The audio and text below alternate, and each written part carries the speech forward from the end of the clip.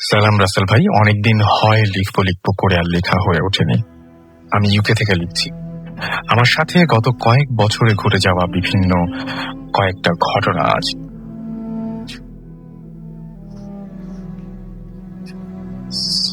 নামে সবাই চিনে আমাকে। আমি ইউকে কেন্ট শহরের একটা জায়গায় থাকি। এটা লন্ডনের পাশের সিটি, যাকে গার্ডেন অফ ইংল্যান্ড বলা হয়। যাই হোক, ঘটনাটা ঘটে আমার ওয়ার্ক প্লেসে। 2011-র কথা এটা, যদিও একটু বড়, কারণ 3টি ঘটনা একসাথে ঘটে পরপর। আমি একটা জায়গায়, ইউকের একটি জায়গায় একটা হাইওয়ে কোম্পানিতে ইভিনিং শিফটে কাজ করি। আমি কিংস হিল ওয়েস্ট মলিং শাখায় কাজ করতাম। আমার ওয়ার্কিং আওয়ার ছিল 6টা থেকে রাত 12টা অথবা 11টা পর্যন্ত। এই এলাকাটা অনেক নীরব এবং একটু এক্সক্লুসিভ।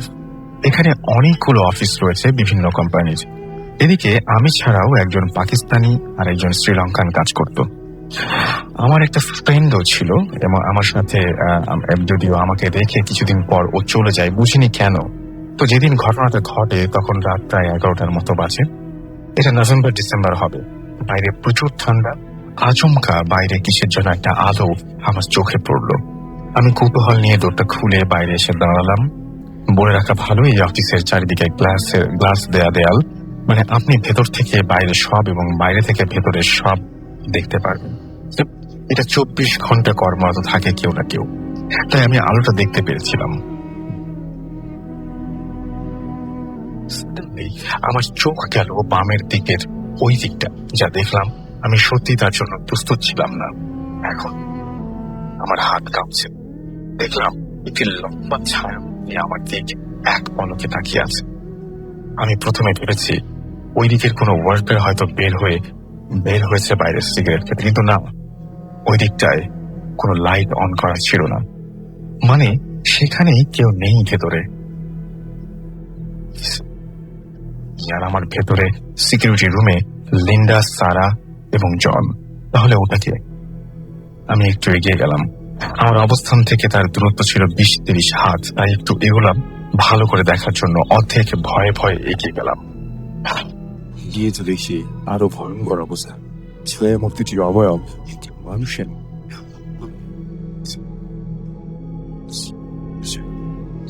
ভাবতে গেলাম, কেউ বই দেখতে লাগলাম। আগের দিকে আমার নজর হাঁটুর নিচে পাখিটা অংশ নেই। উল্টা দিকে দৌড় দিলাম। 10-15 হাত জায়গা হয়। আমি 10 মিনিটে দৌড়ে আসি। আমি যে দৌড় দিয়ে বের হয়েছিলাম সেখানে আসলাম। তো এই অফিসের দৌড়গুলো কার্ড স্ক্যানিং সিস্টেম। তারপর আমার যেহেতু কার্ড স্ক্যান করার পর বলছে না।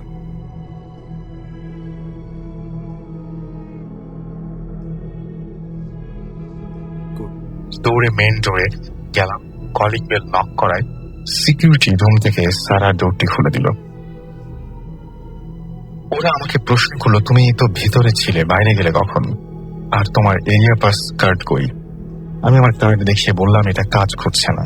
এই এরিয়াটা 24 ঘন্টা সিসি ক্যাম প্রোটেক্টেড। তো আমি পিসিতে আমি যে ডোর খুলে বের হয়েছিলাম সেখানে ভিডিও এবং ওই ছায়ামূর্তির ওই দিকের ভিডিও দেখলাম ক্যাম রেকর্ড থেকে। অবাক হলাম, এখানে ভিডিওতে আমি যে ডোর খুলে বাইরে গেলাম এরকম কোনো দৃশ্যই নেই। কিন্তু এটা কিভাবে সম্ভব? যাই হোক, সেদিনের মতো ভয়ে ভয়ে বাসায় চলে এলাম। আরেকটা ঘটনা, আমি ট্রেন স্টেশন থেকে আমার একটি বাইসাইকেল আছে, সেটা দিয়ে আসি। কারণ 9টার পর অফিস থেকে স্টেশনের রোডে বাসটি আছে তা অফ হয়ে যায়। কারণ এটা অফিস এরিয়া, বসতি নাই বললেই চলে। তো 6.15 ট্রেন, অর্থাৎ 6:15 ট্রেন থেকে নেমে সাইকেল চালিয়ে যাচ্ছি অফিসে। ওয়েদারটা ছিল খুব খোলা আর ঠান্ডা অনেক। আমার স্টেশন থেকে অফিস যেতে 20 মিনিট আর ফিরতে 12 মিনিট লাগে, কারণ যাওয়ার সময় আপার হিলে উঠতে হয়। আজ রোডে গাড়ি নেই বললেই হয়, কারণ ওয়েদারটা খুবই খারাপ। তো আমি 6:20 সাইকেল চালানো শুরু করলাম। 6:50 বাজে মোবাইলে দেখলাম, তখনও আমি সাইকেল চালাচ্ছি। আমি আগেই বলেছি 20 মিনিটের বেশি লাগে না অফিসে আসতে। হঠাৎ তাকিয়ে দেখলাম আমি এখন যেখানে আছি জায়গাটা সম্পূর্ণ অচেনা। সামনে পিছনে কেউ নেই, আলো নেই, এমনকি গাড়িও না। ভাবলাম কিভাবে সম্ভব? আমি তো প্রতিদিন এই রোড ধরে আসি। এমন সময় মোবাইল বের করে গুগল নেভিগেশনে গেলাম। না, গুগল আমাকে পাচ্ছে না, আমার লোকেশন ট্র্যাক করতে পারছে না ম্যাপে। এমন সময় একটু দূরে দেখি কেমন ধোঁয়া ধোঁয়া ভেসে আসছে এদিকে। এটা দেখেই গত রাতের কথা মনে পড়ে গেল। আমি সাইকেলটি উল্টা করে ঘুরিয়ে পিছন পথে চালাতে শুরু করলাম আর সুরা পড়তে লাগলাম। আমি জানি না কোন দিকে সাইকেল চালাচ্ছি, গুগল ম্যাপের লোকেশন দেখাচ্ছে না। আমি সোজ চালাচ্ছি, এভাবে 15 থেকে 18 মিনিটের একটি ক্যাব আমার সামনে হাত ব্রেক করে থামে। আমি সাইড দিয়ে দেখি আমি অফিসের সামনে, বড় অফিসে গিয়ে ওয়াশরুমে গিয়ে মাথায় পানি দিই। আমি আমার বস বেরোচ্ছি।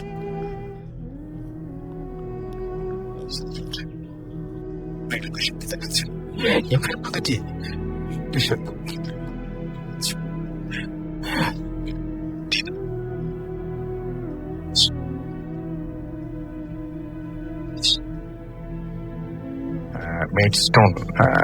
মেডস্টোনে আমি রাত 1টা ট্রেন ধরি এবং যেটা লন্ডন থেকে অন্য একটা জায়গায় অ্যাশফোর্ড ইন্টারন্যাশনাল নামক জায়গায় সেখানে যাই। তো এত রাত আমি একমাত্র প্রাণী প্রতিদিন থাকি এখানে ট্রেনের অপেক্ষা বলতে যদিও ট্রেন 1 মিনিটও লেট করে না, টাইম টু টাইম আসে। 12টায় কাজ শেষ করে আমি 12:20-এর মধ্যে স্টেশনে গিয়ে বসে থাকি। প্রতিদিনের মতো আজও বসে আছি। আজ কেন জানি আমার একটু ভয় ভয় লাগছিল। ট্রেনও আসতে 5 মিনিট বাকি। আচমকা প্ল্যাটফর্মের অপর প্রান্তে দেখি সেই অফিসে দেখা ছায়া মূর্তিটি। আমি কি আর বলবো, আমার শরীরের লোম সব খাড়া হয়ে গেল। মনে মনে ভাবলাম আজই আমার শেষ দিন, কারণ আমি ছাড়া স্টেশনে কেউ নেই। আছে স্টেশনের স্টাফ, তারা ঠান্ডায় বের হচ্ছে না, কাউন্টার রুমে আছে তারা। বললাম কয়েকবার রিপিট করলাম। আমার চিৎকার শুনে কাউন্টার রুম থেকে স্টাফ বাইরে বেরিয়ে আসলো এবং তারা বললো যে I okay, you need help. আমি কিছু বলতে পারছি না, হতভম্ব হয়ে দাঁড়িয়ে থাকছি। হঠাৎ একটা আলো এসে পড়লো আমার দিকে। না, এটা ভয়ের না, ট্রেন এসে গেছে।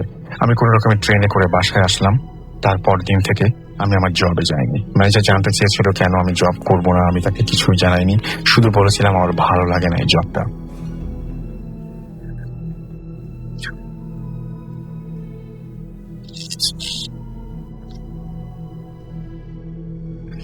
আমার ফ্রেন্ডকে জিজ্ঞেস করছি, জব সে দিয়েছিল ওই ডেস্ক জব ছেড়ে। এরপর ওইদিকে আমি যাই। স্টেশন থেকে আমার সাইকেলটিও আনতে যায়নি ওখানে। পর্যন্ত ভালো লাগবে স্বামীজি এটাই কে পাঠিয়েছিলেন। এই মুহূর্তে যিনি আছেন তিনি আপনারা এর আগে শুনে থাকবেন। তিনি হচ্ছেন ফারনান, এবং ফারনানের কাছে আমি অনুরোধ করবো ফারনানের প্রথম ঘটনাটি শোনানোর জন্য। হ্যালো লিসেনার্স, আমি ফারনান, পুরান ঢাকা থেকে এসেছি। আর সবাইকে আমি বাংলা নববর্ষের অনেক অনেক শুভেচ্ছা জানাই, এবং এর সাথে রাসেল ভাইকে অনেক থ্যাংক ইউ যে আজকের মতো একটা স্পেশাল এপিসোডে আমাকে ইনভাইট করার জন্য। Most welcome. তো আজকে আমি বেশ কিছু ঘটনা আমি আপনাদের সাথে শেয়ার করব, এবং এর মধ্যে সব থেকে প্রথমে যে ঘটনাটা আমি শেয়ার করব সেটা মূলত আমি আমার এক পরিচিত ছোট ভাইয়ের কাছ থেকে শুনেছি। ওর নাম হচ্ছে শিশির, এবং ও আশা ইউনিভার্সিটিতে বিবিএ করছে। তো ও যখন আমাকে স্টোরি শেয়ার করে, মানে ঘটনাটা যখন বলে, তখন আমার কাছে বেশ স্ট্রেঞ্জ মনে হয়েছিল। তো আশা করি আপনাদের কাছে ভালো লাগবে। তো আমি ঘটনায় চলে যাচ্ছি। তো এই ঘটনাটা হচ্ছে শিশিরদের গ্রামের বাড়ির একটা ঘটনা। তো ওদের গ্রামের বাড়ির ওখানে একটা টিনেজ একটা মেয়ে হঠাৎ করে একদিন সুইসাইড করে, এবং কেন সে সুইসাইড করেছিল সেটা এখন পর্যন্ত বাসার কেউ এখন পর্যন্ত জানতে পারেনি। মানে কোনো রিজনই ছিল না তার সুইসাইড করার। আর সব থেকে অদ্ভুত বিষয় ছিল যে তার সুইসাইড করার ধরনটা ছিল ঠিক ডিফারেন্ট। আমি এর আগে অনেক সুইসাইডের ঘটনা শুনেছি, বাট এই ঘটনাটা আমার কাছে বেশ অদ্ভুত লেগেছিল। তো আমি একটু বলি যে মেয়েটা তার বাবা মার সাথে একটা ঘরে থাকতো, এবং মেয়েটা ওই বাসার পাশে একটা ছোট ঘর ছিল, যে ঘরটাতে সে ঢেকিতে ধান ভাঙতো। তো বাসার আশেপাশে যারা মানুষ থাকতো তারা সবাই জানতো যে মেয়েটা স্পেশালি মেয়েটা ওই কাজটাই করে থাকে, ধান ভাঙার কাজটা করে থাকে মেয়েটা। তো হঠাৎ করে একদিন মেয়েটার বাবা মা রাতে মেয়েটাকে বাসায় পায় না, এবং ভোরের দিকে ঠিক ওই ঢেকি ঘরে যেখানে ঢেকি ধান ভাঙা হয় সেই ঘর থেকে মেয়েটার লাশ ঝুলন্ত অবস্থায় পাওয়া যায়।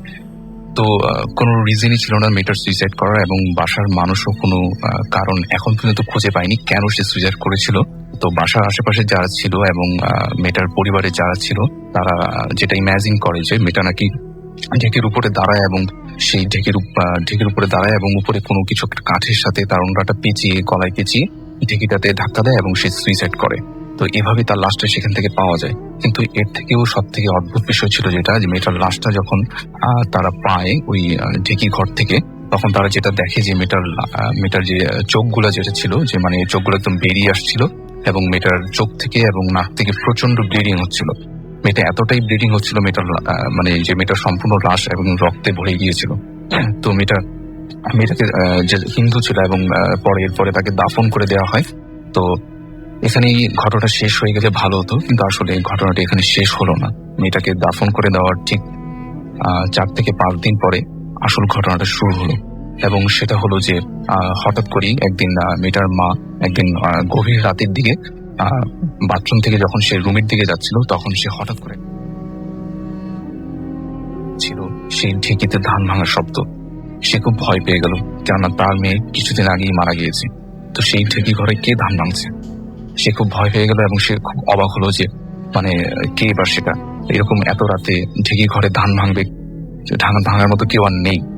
তো সে যেটা করলো যে আস্তে আস্তে রুমটার দিকে গেল এবং রুমটার যে জানালা ছিল সেখানে সে যেটা দেখলো, সে দেখলো যে তার মুখোমুখি অবস্থায় সে দেখলো যে একটা লাশ সেই ঢেকিটার উপরে ঝুলছে এবং সেটার দড়ি একটা ওড়না দিয়ে পেঁচানো লাশটা, এবং সেই লাশটার ঠিক সারা শরীর দেখে মনে হচ্ছে যে লাশটার শরীরে একদমই কোনো রক্ত নেই, সম্পূর্ণ সাদা একটা শরীর। আমরা যখন দেখি কোন একটা লাশ যখন পানি থেকে ওঠানো হয় তখন যেমন সাদা হয়ে যায়, ঠিক সেরকম একটা প্রতিকৃতি। তো তারপর সে যেটা দেখলো যে মেয়েটার চেহারা ঠিক মতো দেখা যাচ্ছে না অন্ধকারে, সামনের দিকে চুলগুলো পড়া ছিল, এবং এরপরে যে সে যেটা দেখলো সেটা থেকে আরো বেশি ভয়ানক ছিল। সে দেখলো যে মেয়েটার মাথাটা সামনের দিকে ঘোরানো ছিল, বাট মেয়েটার বডিটা পেছনের দিকে ঘোরানো ছিল, ঘাটটা তার মটকানো ছিল যেটাকে বলা যায়, আর ঘাটটা ঘোরানো ছিল। তো এটা দেখার পরে সে বেশ ভয় পেয়ে গেল এবং সে বুঝতে পারলো না যেটা কি তার মেয়েই ছিল বা অন্য কিছু ছিল। সে অনেক চিৎকার করে বাসার সবাইকে ডাকলো, এবং বাসার সবাই যখন আসলো তারা তখন দেখলো যে রুমটাতে কেউ নেই, রুমটা সম্পূর্ণ খালি। কিন্তু এরপরে যেটা হয় যে সবাই অনেক আতঙ্কে পড়ে গেল যে আসলে বিষয়টা কি ছিল, এই জিনিসটা কি ছিল, এর আগে তো এরকম কিছু হয়নি। তো সবাই বেশ আতঙ্কে ছিল এবং তারা বেশ ভয় পাওয়া শুরু করলো। এমনকি দিনের বেলা ওই ঢেকি ঘরে কেউ আসা যাওয়া করতো না। তো এভাবেই দেখা গেল যে কিছুদিন পর হলেও হঠাৎ করে যখন কেউ রাতে জেগে উঠতো বা আশেপাশে ঘোরাফেরা করতো, তখন হঠাৎ করে সেই ঢেকি ঘর থেকে সেই ঢেকিতে চাল ধান ভাঙার শব্দ সবাই শুনতে পেত, কিন্তু তারা কখনো সাহস করে সেই রুমটাতে আর যেত না। তো এই ছিল শেষ ঘটনা, এবং এই কেন মেয়েটা সুইসাইড করেছিল এবং এটা নিয়ে তেমন কোনো রিজনও খুঁজে পাওয়া যায়নি, এবং ওই গ্রামের আশেপাশে সব মানুষ এই বিষয়টার সাথে পরিচিত। এই ছিল আমার ঘটনা। ওকে, অনেক ধন্যবাদ। আমরা পরবর্তী ঘটনায় যাব, এবং এই মুহূর্তে আমাদের সঙ্গে আরো একজন উপস্থিত আছেন। আমি বলেছিলাম যে খুবই পছন্দ করি যার ঘটনা, এবং আমি খুবই লাকি যে আমি ডাকার আগেই আমাকে তিনি নক করেছেন। আমাদের সঙ্গে রয়েছেন আলিফ, এবং আলিফের প্রায় বছর খানেকে কেন আমাদের মাঝখানে আর আসলেন না বা ঘটনা শেয়ার করলেন না আমাদের সাথে, বলেছিলেন যে কিছুদিন পরে আবার তিনি আসবেন। কিন্তু যখন জানলাম তখন আমি নিজে বেশ শিহরিত। তার সাথেই ঘটে গেছে অনেক অদ্ভুত টাইপের ঘটনা। আমরা সেগুলোই শুনবো আজকে, এবং বলেছিলাম যে আজকের ওয়েদার সবকিছু মিলিয়ে আজকের প্রতিদিনের চরম ভবিষ্যৎ আমাদের স্টেট। আলিফ, আপনার ঘটনা আমরা চলে যাই, কি হয়েছিল? আসসালামু আলাইকুম লিসনার্স, সবাইকে শুভ নববর্ষ, সাথে রাসেল ভাইকেও। আসলে ভুলেই গেছিলাম, পয়লা বৈশাখ শেষে চলে গেছে। তো সবার আগে আকিবানিকা আর সেজুতি মিমি আপু, তাদের সাহায্য ছাড়া আমি কখনোই আজকে আসতে পারতাম না। তারা অনেক ইনফ্লুয়েন্স করেছে, যাবি কবে। তো আপনাকে আমি বলেছি রাসেল ভাই, কিছু অবস্ট্রাকশন ছিল দেখে আসতে পারিনি। তো ঘটনায় চলে যাই। লাস্টবার যখন এসছিলাম ভূত এফএমে বলেছিলাম যে আমি আগের বাসায় থাকতাম, সেই বাসাটা টি শেপ ছিল, এবং এই বাসাটাতে কোনাকুনি মুভমেন্ট হতো কিছু। আমি একটা জিনিস শুধু শুরুতে বলি যে আপনি যখন আমাকে ফোন দিয়েছিলেন তখন বললাম, ও আচ্ছা আপনি ধানমন্ডির আলিফ। আপনি বলেন যে না, আমি ধানমন্ডিতে এখন থাকি না। আমি বললাম যে তার আপনি ওই আলিফ, ধানমন্ডির আলিফ। তো আপনি বললেন যে আবারও বলেন যে আমি ধানমন্ডিতে অনেকদিন ছিলাম। এক্স্যাক্টলি, ধানমন্ডিতে 26 বছর। তো যখন লাস্টবার এসেছিলাম বলেছিলাম যে বাসাটা টি শেপ আর ডায়াগোনালি মুভমেন্ট হতো জিনদের, ডিরেক্টলি মানে মেনশন করে দিলাম। তো মুভমেন্টের কারণে অনেক অ্যাবনর্মাল সাউন্ডস, অনেক অ্যাবনর্মাল ডিস্টারবেন্স আমাকে অনেক সময় অনেকভাবে ডিস্টার্ব করতো আর কি। তো এরপরে ভূতের গ্রামে আসার পরে একটা টিম নিয়ে, আমাদের অকাল কীর্তন টিমটা নিয়ে গ্রামের বাড়ি যাই। এর আগেও চাঁদপুর যাওয়া হয়েছিল, এরপরে আমি আবার গেলাম। জানতে পারলাম যে কিছু হন্টেড জায়গা আছে যেখান থেকে কিছু ঘটনা কালেক্ট করা যেতে পারে। তো লোকাল একটা ছেলেকে নিয়ে আমরা চলে যাই বিকালের পরে আর কি, সন্ধ্যার আগে। তো একটা শ্মশান ঘাটে যাব, ওখান থেকে একটা কবরস্থানে যাব। তো শ্মশান ঘাটে যাওয়ার পথে আমাকে বেজান দিয়ে দেয়, একটু ভিতরে ছিল দেখে দেরি টাইম লেগে গেছে। তো শ্মশান ঘাটে গেলাম, আজান হয়ে গেছে, সন্ধ্যা হয়ে গেছে, রাত আর কি শুরু হয়ে যাবে। এমন সময় আমি কিছু সাউন্ড পাচ্ছি পেছন দিকে আসছে, ওই ঘাস এবং পানি একসাথে মিক্স সাউন্ডটা, কচ কচ কচ সাউন্ড পিছন থেকে আসছে। তো বৃষ্টি, আগের দিন আছে প্রচুর বৃষ্টি হয়েছে। তো আমি ওই দিনই পৌঁছাই গ্রামে। তো অনেকের কাছ থেকে শুনলাম প্রচুর বৃষ্টি হয়েছে। তো ক্ষেতের মাঝখানে পানি আর আল যেটা ক্ষেতের উপরে কাদা ভরা। তো স্যান্ডেল খুলে হেঁটে যাচ্ছি, ওই আপনার শ্মশান ঘাটটা ক্রস করে বড় একটা কবরস্থান আছে, ওই দিকটা হেঁটে যাচ্ছি। তো ওই সাউন্ডটা আমি পাচ্ছি পিছনে। তো মনে মনে চিন্তা করে নিলাম যে হয়তো এটা এলাকারই কোনো লোকজন হবে, তো আমার জন্য সুবিধা হলো আর কি, যদি কোনোভাবে রাস্তা হারিয়ে ফেলি এর সাহায্য নেওয়া যাবে। তো আপনার কবরস্থানের কাছে চলে গেলাম।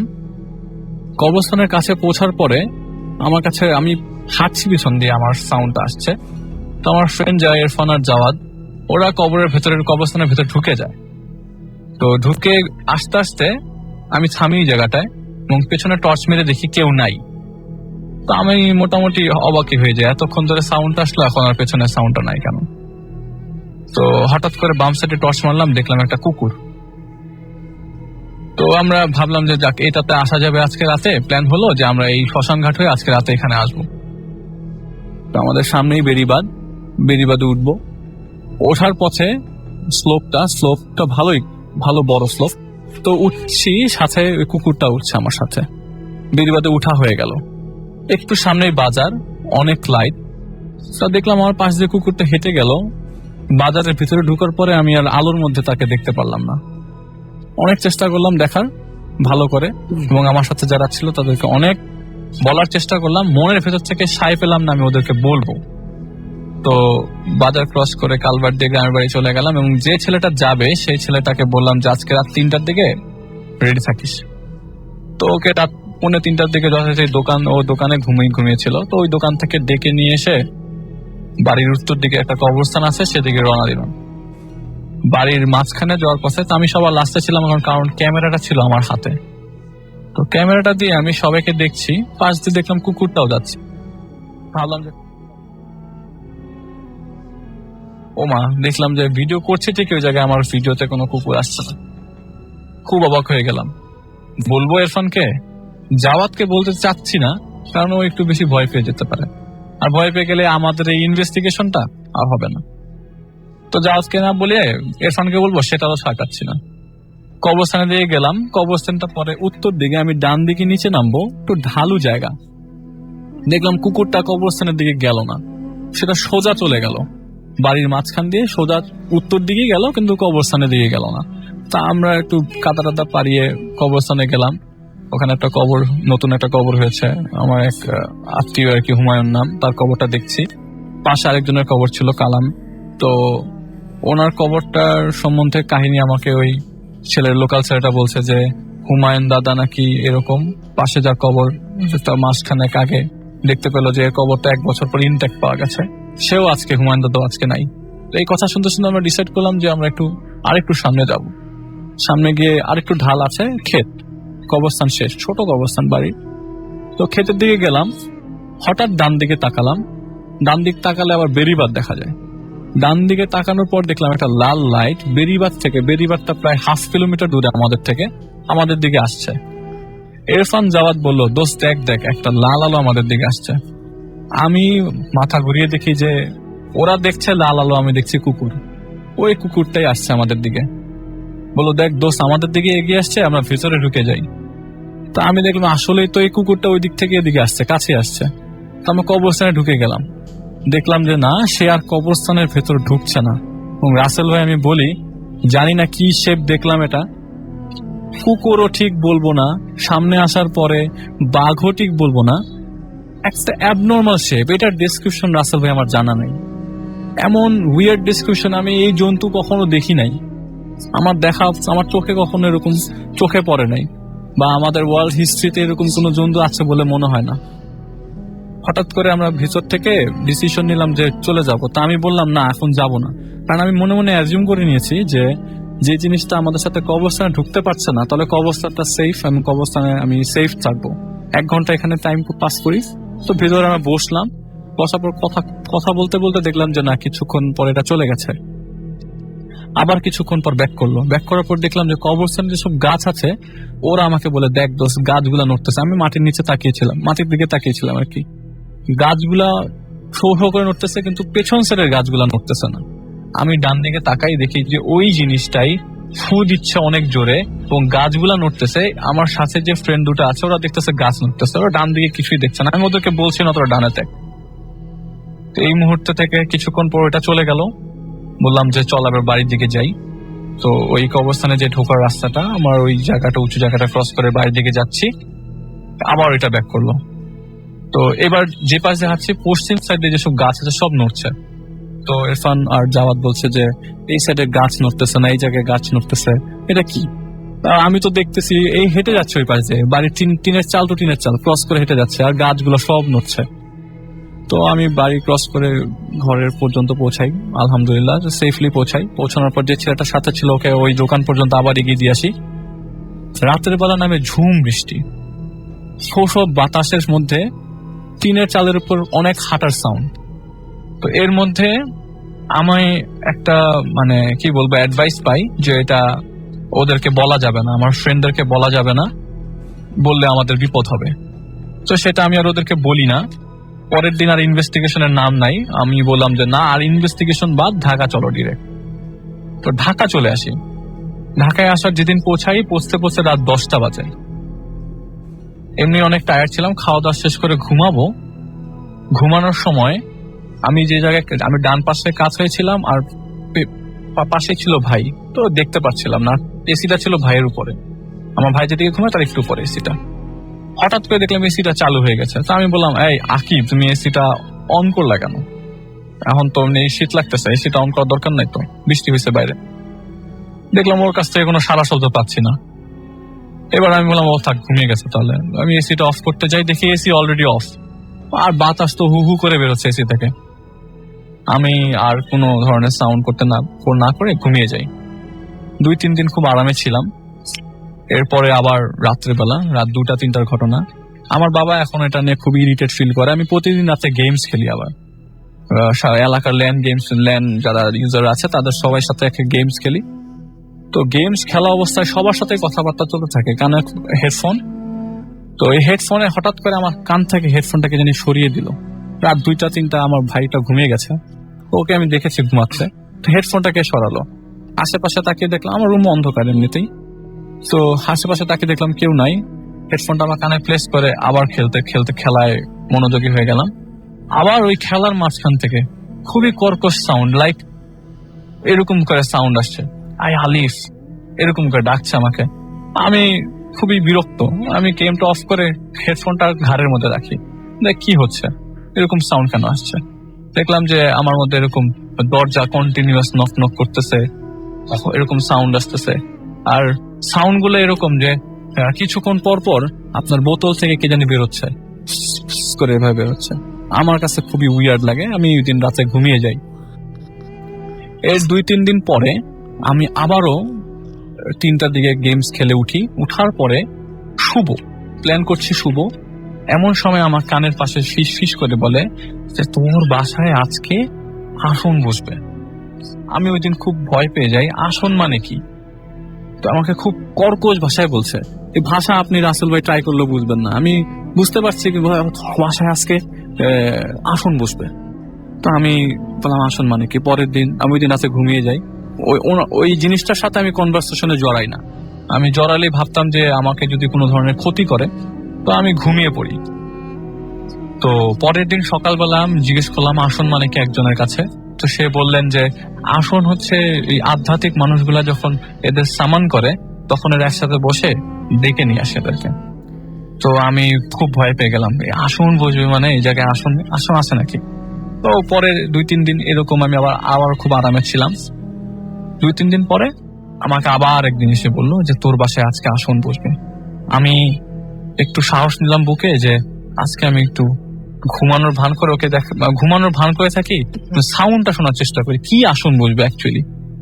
তো শুয়েছিলাম, রাত্র 3:30 পৌনে 4টা বাজে।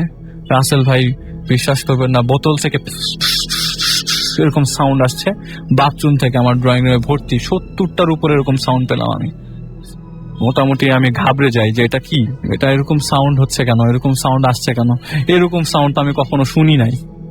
তো দেখলাম যে শুয়ে আছি এবং ড্রয়িং রুম থেকে এরকম সাউন্ড হচ্ছে, মনে হচ্ছে যে ড্রয়িং রুমের মধ্যে একটা ক্রাউডেড এরিয়া, অনেকে কথা বলছে, কারো কথা মানে হু হু হু হু করে অনেক সাউন্ড আসছে। তো আমি এই সাউন্ড গুলো খুব ক্লিয়ার শুনতে পাই যে অনেকে কথা বলছে, অনেকে। তো আমি এরকম ওনাদের ওই ভাষাগুলা রাসেল ভাই চাইলেও আপনি নর্মাল মানুষদের মতো না। তো আমি ঘুমিয়ে পড়ি ওই দিন রাতে। পরের দিন সকালবেলা ফ্যামিলির বাবা মানে অনেকে জিজ্ঞেস করলাম, আমাদের বাবাকে জিজ্ঞেস করলাম, বাবা আমি প্রায় এরকম ড্রয়িং রুম থেকে অনেকের সাউন্ড পাই, মাঝে মধ্যে হিন্টস দিতাম, আমি কিন্তু অনেক কিছু টের পাচ্ছি বাসায়। মাও বলতো যে হ্যাঁ আমি ওরকম অনেক কিছু পাচ্ছি। এরপরে হঠাৎ দেখলাম যে আমার মা অসুস্থ হয়ে পড়লো। মা যখন অসুস্থ হলো আমরা সবাই এরকম রাত্রে 12টা 12:30, মা ঘুমিয়ে গেছে। তো আমরা ড্রয়িং রুমে টিভি দেখছি, এমন সময় মার চিৎকার। রুমে যে দেখি মা বলতেছে আমার খাটটাকে জানি টান দিল, আমার খাটটাকে জানি উপরে উঠে ফেললো। এটা আমি তখন মিলালাম এর 2-3 দিন আগে আমারও সেম অবস্থা হয়েছিল। আমি ঘুমিয়েছিলাম রাত্রে 3:30 4টা, আমার খাট জানি কেউ 1-2 ফুট উপরে উঠে ফেলেছে। মানে আমাকে সারাক্ষণ ডিস্টার্ব করতো রাসেল ভাই। আমি এটা আমি কাউকে বলতে পারি নাই। আমি ওই যে গ্রামের বাড়িতে শুনেছি যে আমি বললে বা কোনো ধরনের ক্ষতি হতে পারে, আমি আর কাউকে ভয়ে বলি নাই। তো এরপরে নামাজ পড়তে যাচ্ছি বা চেম্বারে যাচ্ছি, চেম্বার থেকে ব্যাক করছি, আমি একে মাঝে মধ্যে দেখতে পেতাম। কখনো ডিফারেন্ট বিড়াল কুকুরের শেপ নিত, কখনো শেপ নিত মানুষের। একটা রিক্সা দিয়ে যাচ্ছি আমি, চেম্বার থেকে রিক্সা নিয়ে আমি নর্মাল আপনার এই কমফোর্ট হসপিটাল গ্রিন রোড ডানে ঢুকবো, এমন সময় আমার রিক্সা যাচ্ছে, 5 লিটার রিক্সা, আমাকে বলে এভাবে খুবই জোরে, এবং পার দিকে তাকিয়ে দেখলাম এর পাটা রিক্সার যেখানে আমরা পা রাখি সেখানে নাই, পাটা উল্টা। এবং বুঝতে পারলাম যে যাক, যে সে আমি তাকে জিজ্ঞেস করছি সেই এটা। আবার কিছুক্ষণ পর রিক্সার সামনে আমার রিক্সাটাকে ওভারটেক করে গেল এবং ওখান থেকে এই খালি যাবেন নাকি, ওই রিক্সাতে আবার মানুষ উঠে বসলো। আমি কিন্তু ওখানে দেখতে পাচ্ছি তাকে। তো এরকম ইনসিডেন্ট হতেই চলছিল। তো ডিসেম্বরের লাস্টের দিকে খুব ইচ্ছা হলো রাসেল ভাই আপনাকে SMS দিব। SMS লিখবো রাত 9টা বাজে যে রাসেল ভাই সালিফ আবার আসতে যাচ্ছে ভূত SMS। আমি রাসেল ভাই টাইপ করতে পারছি না, অনেক চেষ্টা করলাম মোবাইল ফোনে আমি SMS লিখবো, আমি SMS লিখতে পারছি না। 4-5 বার ট্রাই করলাম, পারলাম না। 1 ঘন্টা আমার হাতটা মনে হচ্ছে যে আমার আর্থ্রাইটিস এর পেশেন্ট হয়ে গেছি। আর্থ্রাইটিস এর পেশেন্ট সকালবেলা ঘুম থেকে উঠলে হাত এরকম মুট অবস্থায় থাকে, আমার অবস্থা ঠিক এরকম, আমি টাইপ করতে পারছি না। খুবই আজব লাগছে, এইগুলি কি, আমি তো এরকম কখনো ফেস করি নাই, আমার সাথেই কেন? তো আমি আপনাকে চেয়েও বলতে পারলাম না, ফ্রেন্ডদেরকেও চেয়েও বলতে পারছি না। এবং মাঝে মধ্যে আমাকে এসে অফার দিত যে এই চল আজিমপুর কবরস্থানের পাশে যাই। আজিমপুর কবরস্থানে যাই সেটা কিন্তু বলছে না সে, আজিমপুর কবরস্থানের পাশে যাই। আজিমপুর কবরস্থানের পেছনে একটা ইরানিয়ান কবরস্থান আছে, জানেন কিনা আমি জানি না, আছে। সেই জায়গায় সে আমাকে নিয়ে যেতে চায়। হয়তো সেই জায়গাটা ভালো না, আমাকে সে মাঝে মধ্যে নিয়ে যেতে যেত বসুন্ধরা সিটির যে উপরে গম্বুজটা সেটার উপরে, আমাকে নিয়ে যেতে যেত গুলশান লেকের কাছে, আমাকে নিয়ে যেতে যেত বাড্ডায়, মেরুল বাড্ডা, মধ্য বাড্ডায় নিয়ে যেতে যেত। চল তোকে এমন জিনিস দেখাবো সেটা দেখালে তুই আর ইনভেস্টিগেশন করবি না। এখন সে কি আসলে আমার ইনভেস্টিগেশনের করার কারণে পেছনে লেগেছে, আমি সেটা এখনো ধরে উঠে বসতে পারিনি।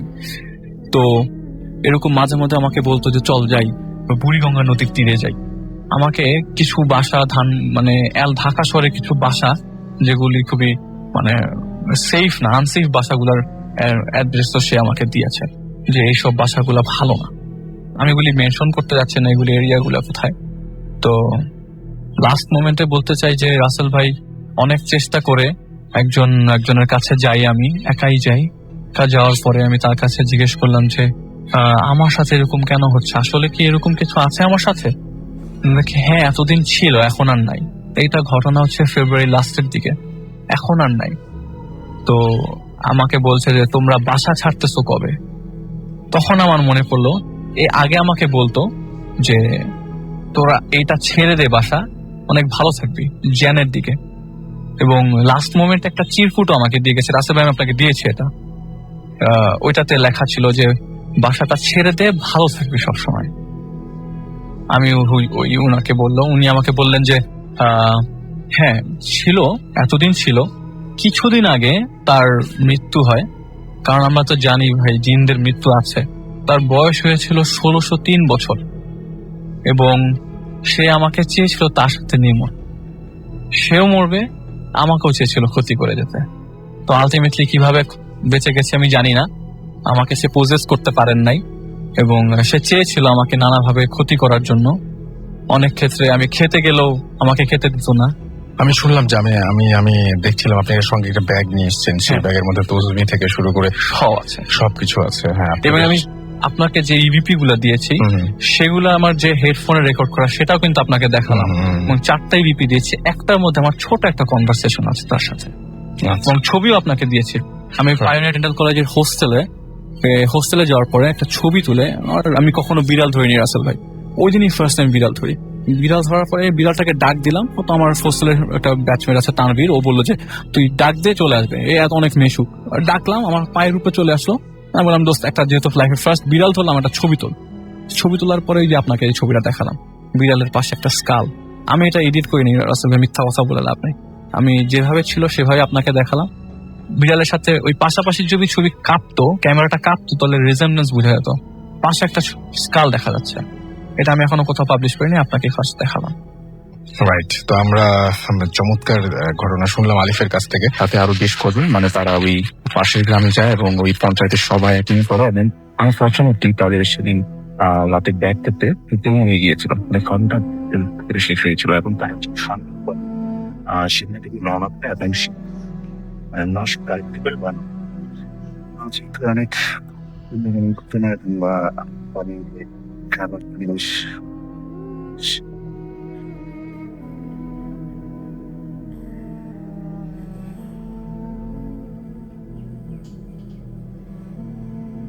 রাস্তাটা এবং সেই রাস্তাটা তারা বেশ কনটেক্ট মনে করছে সেই সময়টার সময়, এবং তারা একটু বেশ ভয় পাচ্ছিল যে আমরা সন্ধ্যা হয়ে গেছে, তো এখন ফেলছে না। তো আপনি প্রবলেম তখন থেকে শুরু হয়ে গেল, প্রচুর বৃষ্টি আধার হয়ে গেল, মানে প্রচুর বৃষ্টি পড়ছে এবং তারা গাড়ি মহিষের গাড়িটাতে উঠতো এবং তারা আস্তে আস্তে যাচ্ছে এবং তারা ভয় পাচ্ছে যে মানে তাদের কোনো সমস্যা হয় কিনা, যেহেতু সন্ধ্যা ক্রস করে গিয়েছে সময়টা। তো তারা যাচ্ছে এবং তারা যখন সেই কবরস্থানটার রাস্তাটা ক্রস করছে, তো কবরস্থানটা একটু বর্ণনা দিই আমি যে সেই কবরস্থানটা হচ্ছে যে মানে খোলা একটা কবরস্থান এবং ঠিক সেই কবরস্থানের মাঝ দিয়ে একটা রাস্তা চলে গেছে এবং সেই রাস্তাটা দিয়ে তাদেরকে যেতে হবে। এবং এই রাস্তাটা সম্পর্কে বেশ বেশ কিছু ভয়ানক ঘটনা আগে থেকেই প্রচলন ছিল এবং তারাও বেশ কিছু ঘটনা এই সম্পর্কে জানতো এবং এই কারণেই তারা বেশ ভয় পাচ্ছিল। এর মধ্যে আবার প্রচন্ড বৃষ্টি হচ্ছে, কিচ্ছু দেখা যাচ্ছে না, আর একটু পরপর বৃষ্টি চমকাচ্ছে এবং একটু একটু করে এক একটা কবরের একটু একটু দেখা যাচ্ছে, আবার অন্ধকার হয়ে যাচ্ছে, মানে বেশ ভয়ানক একটা পরিবেশ। তো তারা কবরস্থানটার মাঝ দিয়ে যাচ্ছে এবং তারা একটা সময় কবরস্থানটা সেফ অ্যান্ড সাউন্ড ক্রস করলো, তাদের কোনো সমস্যা হলো না। ঠিক যখন তারা কবরস্থানটা ক্রস করার পর বাম দিকে মোড় নিল, ঠিক তখনই একটা বেশ পুরনো তাল গাছ ছিল। ঠিক সেই জায়গাটাতে এসে তাদের যে মহিষের গাড়িটা ছিল, মহিষগুলো একদম স্টপ হয়ে গেল। আর গাড়ির যে চালক ছিল সে অনেক ট্রাই করলো মহিষগুলোকে সামনের দিকে নিয়ে যাওয়ার, কিন্তু মহিষগুলো সামনের দিকে কোনোভাবেই এগোচ্ছে না। কিন্তু কেন সেটাও কেউ জানতো না, পিছনে যারা বসা ছিল তারা কিছুই বুঝলো না। প্রচন্ড বৃষ্টি হচ্ছে, ঠিক তখনই যে মহিষের গাড়ির যে চালক, সে একটা অদ্ভুত জিনিস দেখতে পেল। সে ওই জিনিসটা দেখার পরে কারোর সাথেই শেয়ার করলো না। সে যেটা দেখতে পেয়েছিল সেটা হচ্ছে প্রচন্ড বৃষ্টির মাঝখানে, মানে যখন মানে বজ্র হচ্ছিল, মানে একটু একটু করে লাইট ফ্ল্যাশ হচ্ছিল, ঠিক সেই আলোতে সে দেখতে পেল যে ঠিক তাল গাছটার গোড়ার দিকে একটা মানুষের মাথা কেটে রাখা হয়েছে। মনে হচ্ছে যে কারো মাথা, একটা জীবন্ত একটা মাথা কেটে রাখা হয়েছে, এবং প্রচন্ড মানে আশেপাশে রক্ত দিয়ে ভরা। এবং সব থেকে আরো ভয়ানক বিষয় ছিল যে ওই যে মাথাটা যেটা সে দেখছে সেটা মানে সম্পূর্ণ চোখটা খোলা অবস্থায়, মনে হচ্ছে তার দিকে ভয়ানক দৃষ্টিতে তাকিয়ে আছে। সে খুব ভয় পেয়ে গেল এবং সে মানে পেছনের কারোর সাথে এই ঘটনাগুলো শেয়ার করলো না, কেননা তারা আরো বেশি ভয় পেয়ে যাবে এই কারণে। তো সে যেটা করলো যে সব থেকে সেফ মনে করলো, সে সাথে সাথে চোখ বন্ধ করে আয়াতুল কুরসি পড়া শুরু করলো। সে যতগুলো সূরা পারে সেগুলো পড়া শুরু করলো। ঠিক কিছুক্ষণ পরে সে যখন চোখটা খুললো, সে দেখলো যে না, তাল গাছটার নিচে আর সেই মাথাটা এখন আর নেই, কিচ্ছু নেই আশেপাশে। সে এরপর আরো অদ্ভুত একটা জিনিস দেখতে পেল, এবং সেটা শুধু সেই মহিষ গাড়ির যে চালক সেই দেখেনি, ভিতরে যারা ছিল তারা সবাই দেখলো। তারা দেখলো যে একটা কালো কালারের একটা কালো বিড়াল, যেটাকে আমরা বলি, সেটা ঠিক তাদের যে মহিষের গাড়িটা সেটাকে ক্রস করছে, মানে বারবার সেটাকে সার্কেল করে ঘুরতেছে ওটার পিছনে, মানে একবার সামনে আসছে আবার পিছন দিকে ঘুরে আবার আসতেছে।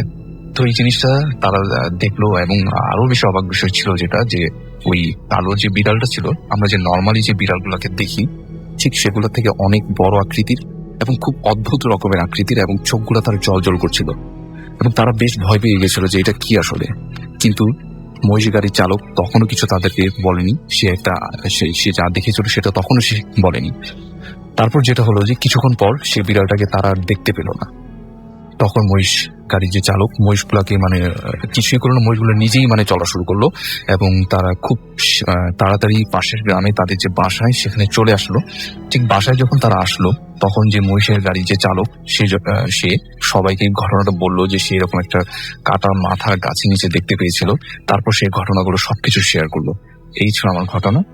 ওকে, অনেক ধন্যবাদ ফারহান। আমরা পরবর্তী ঘটনায় চলে যাই, আমাদের হাতে আরো বেশ কিছু সময় আছে, আমরা পরবর্তী ঘটনায় চলে যাই। আচ্ছা, আমি এখন একটা ঘটনা শেয়ার করবো। সেটা হচ্ছে এক্স্যাক্টলি আমার সাথে ঘটে যাওয়া একটা ঘটনা। সেটা প্রায় 1 মাস আগে ঘটেছিল আমার সাথে। তো ইদানিং আমার সাথে তেমন কোনো ঘটনা ঘটে না, তারপরেও হঠাৎ করে একটা ঘটনা গত 1 মাস আগে আমার সাথে ঘটেছিল, তো সেটাই আমি শেয়ার করি। তো সেটা আপনারা যারা লিসেনার আছেন তারা সবাই জানেন যে আমাদের পুরান ঢাকায় বেশ কিছু জায়গা আছে, বেশ কিছু বাসা আছে, বা বেশ কিছু এমন অনেক প্লেস আছে যেটা মানে হন্টেড বলা যায়, বা কিছু প্যারানর্মাল বিষয় ঘটে, সেটা আমরা সবাই জানি। তো আমিও পুরান ঢাকায় থাকি, এবং আমি নিজেও জানতাম না যে এই জায়গাটায় আমি এরকম একটা ভয়ানক একটা জিনিস ফেস করবো, প্যারানর্মাল কিছু একটা ফেস করবো, সেটা আমি নিজেও ভাবিনি আসলে। আর যখন এই ঘটনাগুলো মানে আমাদের নিজের সাথে ঘটবে, তখনই আপনি এই বিষয়টা বুঝতে পারবেন, এবং নিজেকে কতটা অসহায় মনে হয় সেটা বুঝতে পারবেন। তো আমি ঘটনায় চলে যাই। তো এই ঘটনাটা আমার সাথে ঘটে গত 1 মাস আগে আমাদের পুরান ঢাকায়, এবং আপনারা হয়তোবা লোহারপুর নামে একটা জায়গা চিনে থাকবেন, এবং সেটা হচ্ছে যে সেটা পাশে একটা মানে খাল আছে, মানে পুরনো একটা খাল। এবং আমি আমার একটা ফ্রেন্ডের বাসায় যাচ্ছিলাম, ঠিক রাত 8টা তখন বাজে। তো আমার যে ফ্রেন্ডটা, তো ওর বাসার যে পেছনে খালটা, এবং ওই বাসার যে খালের যে রাস্তাটা, খালপাটটা, সেটা মোটামুটি মানে জঙ্গলা টাইপের একটা, তো অ্যাবান্ডেন্ট বলা যেত। তো ওখানে যেটা আমি পরে শুনলাম যে দিনের বেলাও ওখান থেকে কেউ চলাফেরা করেন। তো আমি যেটা সেদিন চিন্তা করলাম যে আমি একটা শর্টকাট ওয়েতে চলে যাবো, মানে এত বেশি না ঘুরে শর্টকাটে চলে। তো আমি যে শর্টকাট নেওয়ার জন্য ওই রাস্তাটা ইউজ করলাম, এবং ওটাতে যখন মানে আমি গেলাম ভিতরে, যখন ঢুকলাম ওই জঙ্গলটার ভিতরে, তো আমি প্রচন্ড স্পিডে হেঁটে যাচ্ছি। তো হঠাৎ করে হাঁটার একটা মুহূর্তে আমি একটা অদ্ভুত জিনিস দেখতে পেলাম। তো আমি নিজেও জানি না এটা কি ছিল, বা জিনিসটা আমি সত্যিকারই ভালো মতো স্পষ্ট দেখতে পাই। এবং সেটা ছিল ঠিক আমার হাতের ডান পাশে একটা অনেক পুরনো একটা পিলার ছিল, যেহেতু বাসাটা বেশ পুরনো। তো ঠিক সেই পিলারটাতে মনে হচ্ছে আমার মুখামুখি কেউ একজন বসে আছে, কিন্তু সেটা কোনো একটা মানুষ না। সেটার কোনো মাথা নেই, সেটার কোনো হাত নেই, সেটার কোনো পা নেই। আমাদের গলা থেকে যদি পেট পর্যন্ত অংশ কেটে রেখে দেওয়া হয়, জাস্ট এই পার্টটুকু মনে হচ্ছে ওখানে রেখে দেওয়া হয়েছে। তো এই জিনিসটা দেখার পরে আমি নিজেও মানে প্রথমে বিশ্বাস করতে পারিনি বিষয়টা কি আসলে, বেশ ভয় পেয়ে যাই। এবং আমি যেটা করি যে মানে আমার দোয়া মানে কিছুই মুখ দিয়ে আসতেছিল না, আমি প্রচন্ড মানে ঘাবড়ে যাই, এবং খুব স্পিডে সেই রাস্তাটা ত্যাগ করি। এবং সে আমার ফ্রেন্ডের বাসায় যাই এবং ওনাদের বাসায় যারা ছিল তাদের সবার সাথে এই ঘটনাটা শেয়ার করি। এবং তারা আমাকে পরে যেটা বলে যে তারা খুব অবাক হয় যে আমি সেই রাস্তাটিতে আসলাম এই কারণে, কেননা সেটা ছিল একটা অ্যাবান্ডেন্ট একটা রাস্তা এবং এই জায়গাটাতে অনেক সময় দেখা যেত যে ছোট ছোট বাচ্চারা খেলতে যেত এবং তারা বেশ ভয় পেয়ে ফেরত আসতো। তো এই জায়গাটাতে অনেকে যেটা বলতে চাই সেখানে নাকি মানে গলা কাটা লাশ থাকে এরকম বা কিছু একটা দেখেছে। তো ওদের বর্ণনার সাথে আমি যেটা দেখলাম, যেটা আমি এক্সপিরিয়েন্স করলাম সেটা প্রায় মিলেই গেল। তো এটাই ছিল আমার মানে ইদানিং একটা প্যারানর্মাল বিষয়গুলোর মধ্যে একটা অন্যতম একটা ঘটনা আমার। আমি এটা এখনো মানে যদি মাঝে মাঝে ফিল করি যখন একা থাকি, তখনও বেশ ভয় লাগে এই ঘটনাটার কথা চিন্তা করে। বাট এটার কোনো ডেফিনিশন বা সলিউশন এখন পর্যন্ত আমি খুঁজে পাইনি। অনেক ধন্যবাদ ফারনান আপনাকে আমাদের সঙ্গে ঘটনা শেয়ার করে দেওয়া। ফারনানকে আমরা পারলে আবার পরে নিয়ে আসছি। আমাদের একটা বিজ্ঞাপন বিরতিতে যেতে হচ্ছে এবং আমাদের আরো কিছু গেস্ট রয়েছেন যাদেরকে আমাদের এখন নিয়ে আসতে হবে। ওয়েফ আমাকে কথা দিয়েছেন যে নেক্সট উইকে উনি আসছেন, সুতরাং আলিফকে আপনারা নেক্সট উইকে আবারও পাচ্ছেন। আর সেই সাথে আমাদের নতুন গেস্ট জানতে একটু সময় লাগছে, সুতরাং আপনারা ছোট্ট বিজ্ঞাপন বিরতিতে আমরা যাচ্ছি, আমাদের সঙ্গেই থাকুন, কোথাও যাবেন না। স্টে টিউনড টু রেডিও ফুর্তি অ্যান্ড ডোন্ট স্টপ দ্য ফুর্তি।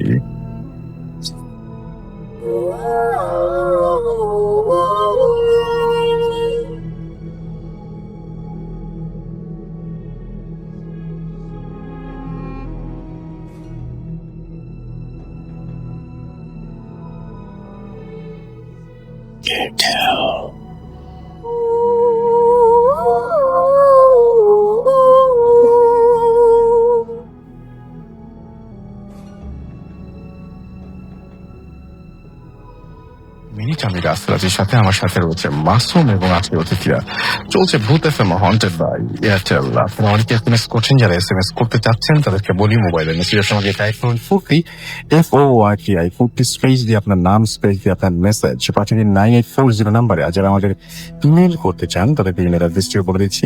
ইমেল অ্যাড্রেসটা হচ্ছে bhuthfm@radiofurti.fm which is BHWTFM@RADIOFORTI.fm। যারা ফেসবুকে আমাদের সাথে কানেক্টেড হতে চান তাদেরকে বলি আপনার আমাদের ফেসবুকের ফ্যান পেজের অ্যাড্রেসটি হচ্ছে www.facebook.com/radiofurti।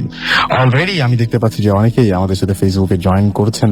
চৌধুরী মোহাম্মদ ইমরান আমাদের সাথে জয়েন করেছেন এবং আমাদেরকে স্বপ্নীল অরণ্য আমাদের সাথে জয়েন করেছেন। ইস্তিয়াক তন্ময় আমাদের সাথে জয়েন করেছেন। এছাড়াও দেখতে পাচ্ছি আমাদের সাথে জয়েন করেছেন আশিকুজ্জামান, আকাশ সহ আরো অনেকে। আপনি চ্যানেল জয়েন করে ফেলতে পারেন। আজকের এই এপিসোডটি যদি আনফর্চুনেটলি কেউ মিস করে ফেলেন তাহলে চিন্তার কোনো কারণ নেই। আপনি আপনার এয়ারটেল এম রেডিওর মাধ্যমে আবার এটি শুনতে পারবেন। এই জন্য আপনাকে যেটা করতে হবে, আপনার এয়ারটেল নাম্বার থেকে ডায়াল করতে হবে 4040, সিলেক্ট করতে হবে চ্যানেল 22। দেখবেন যে একের পর এক বিভিন্ন অপশন গুলো আপনাকে দেওয়া হচ্ছে এবং যে এপিসোডটি আপনি মিস করেছেন সেটা চ্যানেলে আপনি শো করতে।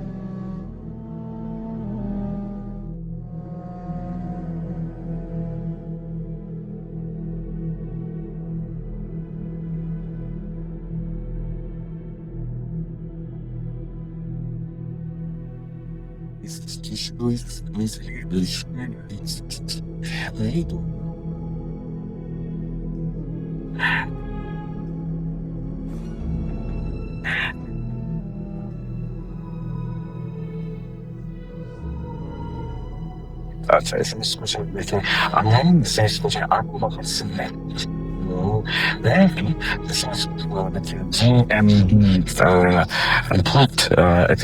আমাদেরকে এছাড়া দেখতে পাচ্ছি শিহাব সহ আরো অনেকে আপনি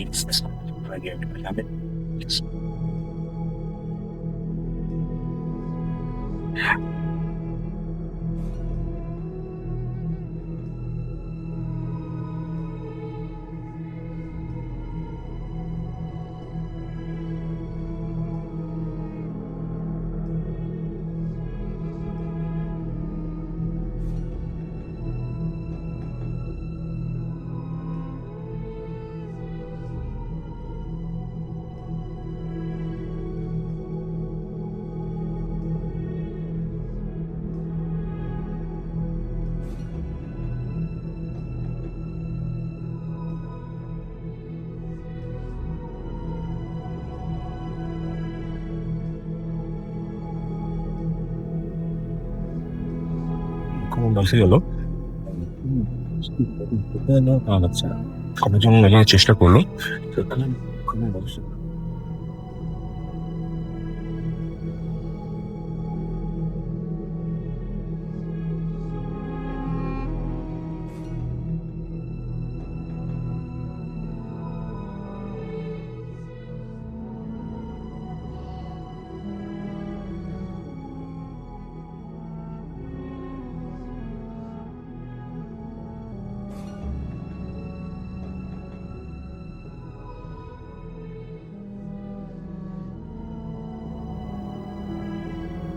শেষে দেখছে শেষে সন্ধ্যা নেমে আসছে প্রায় মাগরিবের আগের সময়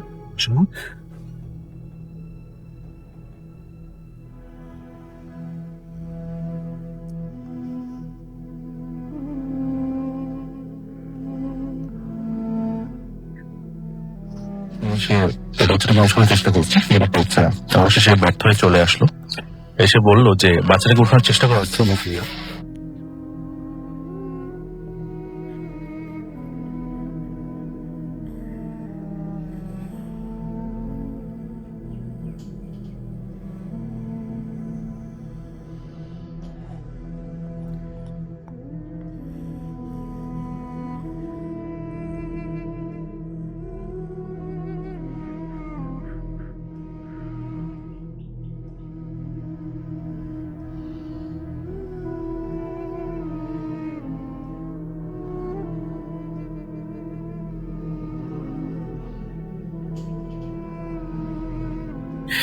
ছেলে তো পরে মনে হয় মারা যাচ্ছে।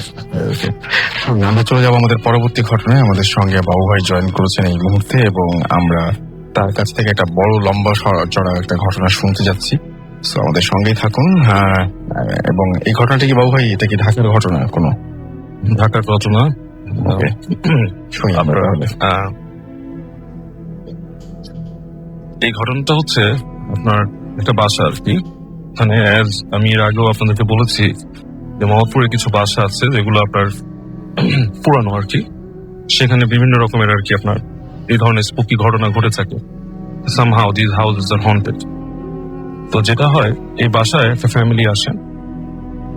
এই ঘটনাটা আমাকে বলেছে আতিক, ওর নামটা বলে নিলাম। তো ওখানে ওই বাসায় ওই আতিকের এক কাজিন আর কি, ওদের ফ্যামিলি ওই বাসায় ওঠে আর কি। তো বাসাটা আপনার বেশ বড়, অনেকটা বাংলো বাড়ি টাইপের, বেশ ধরেন 4 কাঠা জায়গার উপরে বাসাটা, এবং বাসার চারিপাশে বাগান করা। এবং বলা হয়ে থাকে যে এই বাসায় আপনার স্বাধীনতা যুদ্ধের সময় পাকিস্তান আর্মিরা ক্যাম্প করেছিল এখানে। তো যেটা হয়, ওই বাসায় ওরা যারা ওঠে ওদের মেম্বারের মধ্যে ওর কাজিন ছিল, একটা ছেলে কাজিন, একটা মেয়ে কাজিন, কাজের মেয়ে, আর ওর মানে খালা খালু যারা বড় যারা মুরব্বী। তো খালু বেশিরভাগ সময় ব্যবসার কাজে বাইরে থাকতো, বাসার মধ্যে ওই কাজিন এবং কাজের মেয়ে এবং ও খালাই থাকতো সে বাসা। তো একদিন রাতে যেটা হয়, ফার্স্ট ওরা যেটা ফিল করে যে কাজের মেয়েটা ভয় পেয়ে এসে দরজা নক, খালু বাইরে ছিল। তো নক করার পর সে বলে যে কি হয়েছে তোমার? বলে যে খালাম্মা আমি কিছু একটা দেখছি। কি দেখছি? বলে যে আমি এখানে দেখি যে আপনার ওই যে ড্রয়িং রুমের যে জায়গাটা যেখানে আছে আপনার ডাইনিং স্পেস, সেখান থেকে কালো কিছু একটা মানে ক্রল করে করে কাজের মেয়ে যেটা বসছে হামাগুড়ি দিয়ে দিয়ে সে রান্নাঘরে থাকে। এই রান্নাঘরের দিকে আসে, এসে ওখানে দাঁড়ায় এবং তার দিকে তাকিয়ে থাকে। বলে যে তুই কিভাবে দেখতে তাকায় থাকে অন্ধকারের মধ্যে? বলে খালাম্মা অন্ধকারও বোঝা যায় কিছু একটা হামাগুড়ি দিয়ে আসে। কিরকম? বলে কুকুরের থেকে বড়।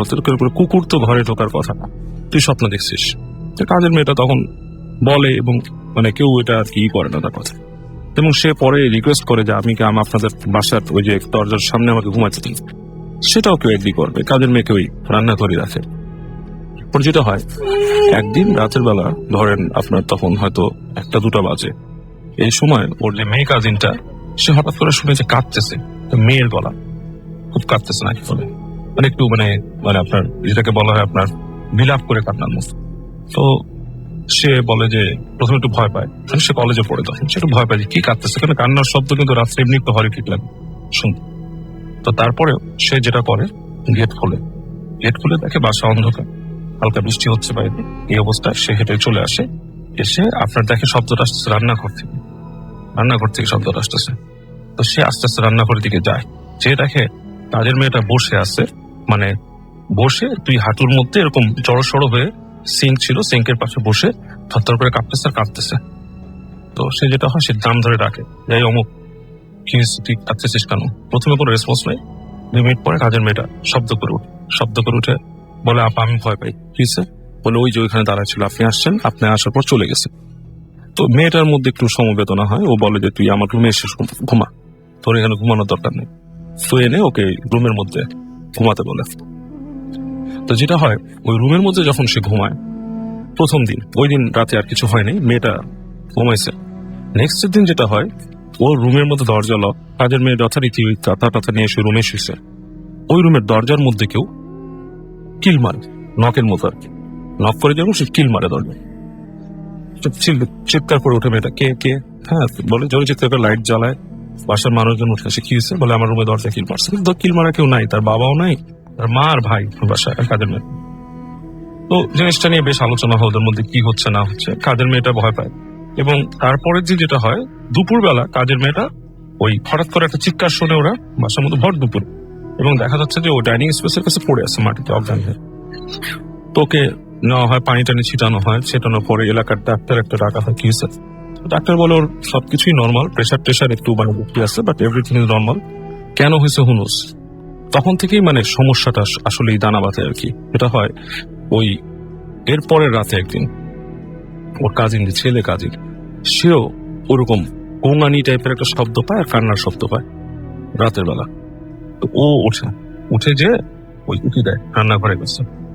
ওই সময় ও যে একটা বিভৎস সিন দেখে কাজের মেয়েটা আপনার যে জানালার গ্রিল আছে, সেই গ্রিলের সাথে লটকায় আছে, আপনার 2 হাত দিয়ে গ্রিলটাকে ধরা পিছনে, মানে কেমন পেছন ব্যাক ক্রলিং যদি করে, আমরা অনেক হরর মুভিতে দেখি কিন্তু মানুষ অনেকটা ওইরকম, কিন্তু গ্রিল ধরে সে হ্যাং হয়ে আছে ক্রলিং এর মতো।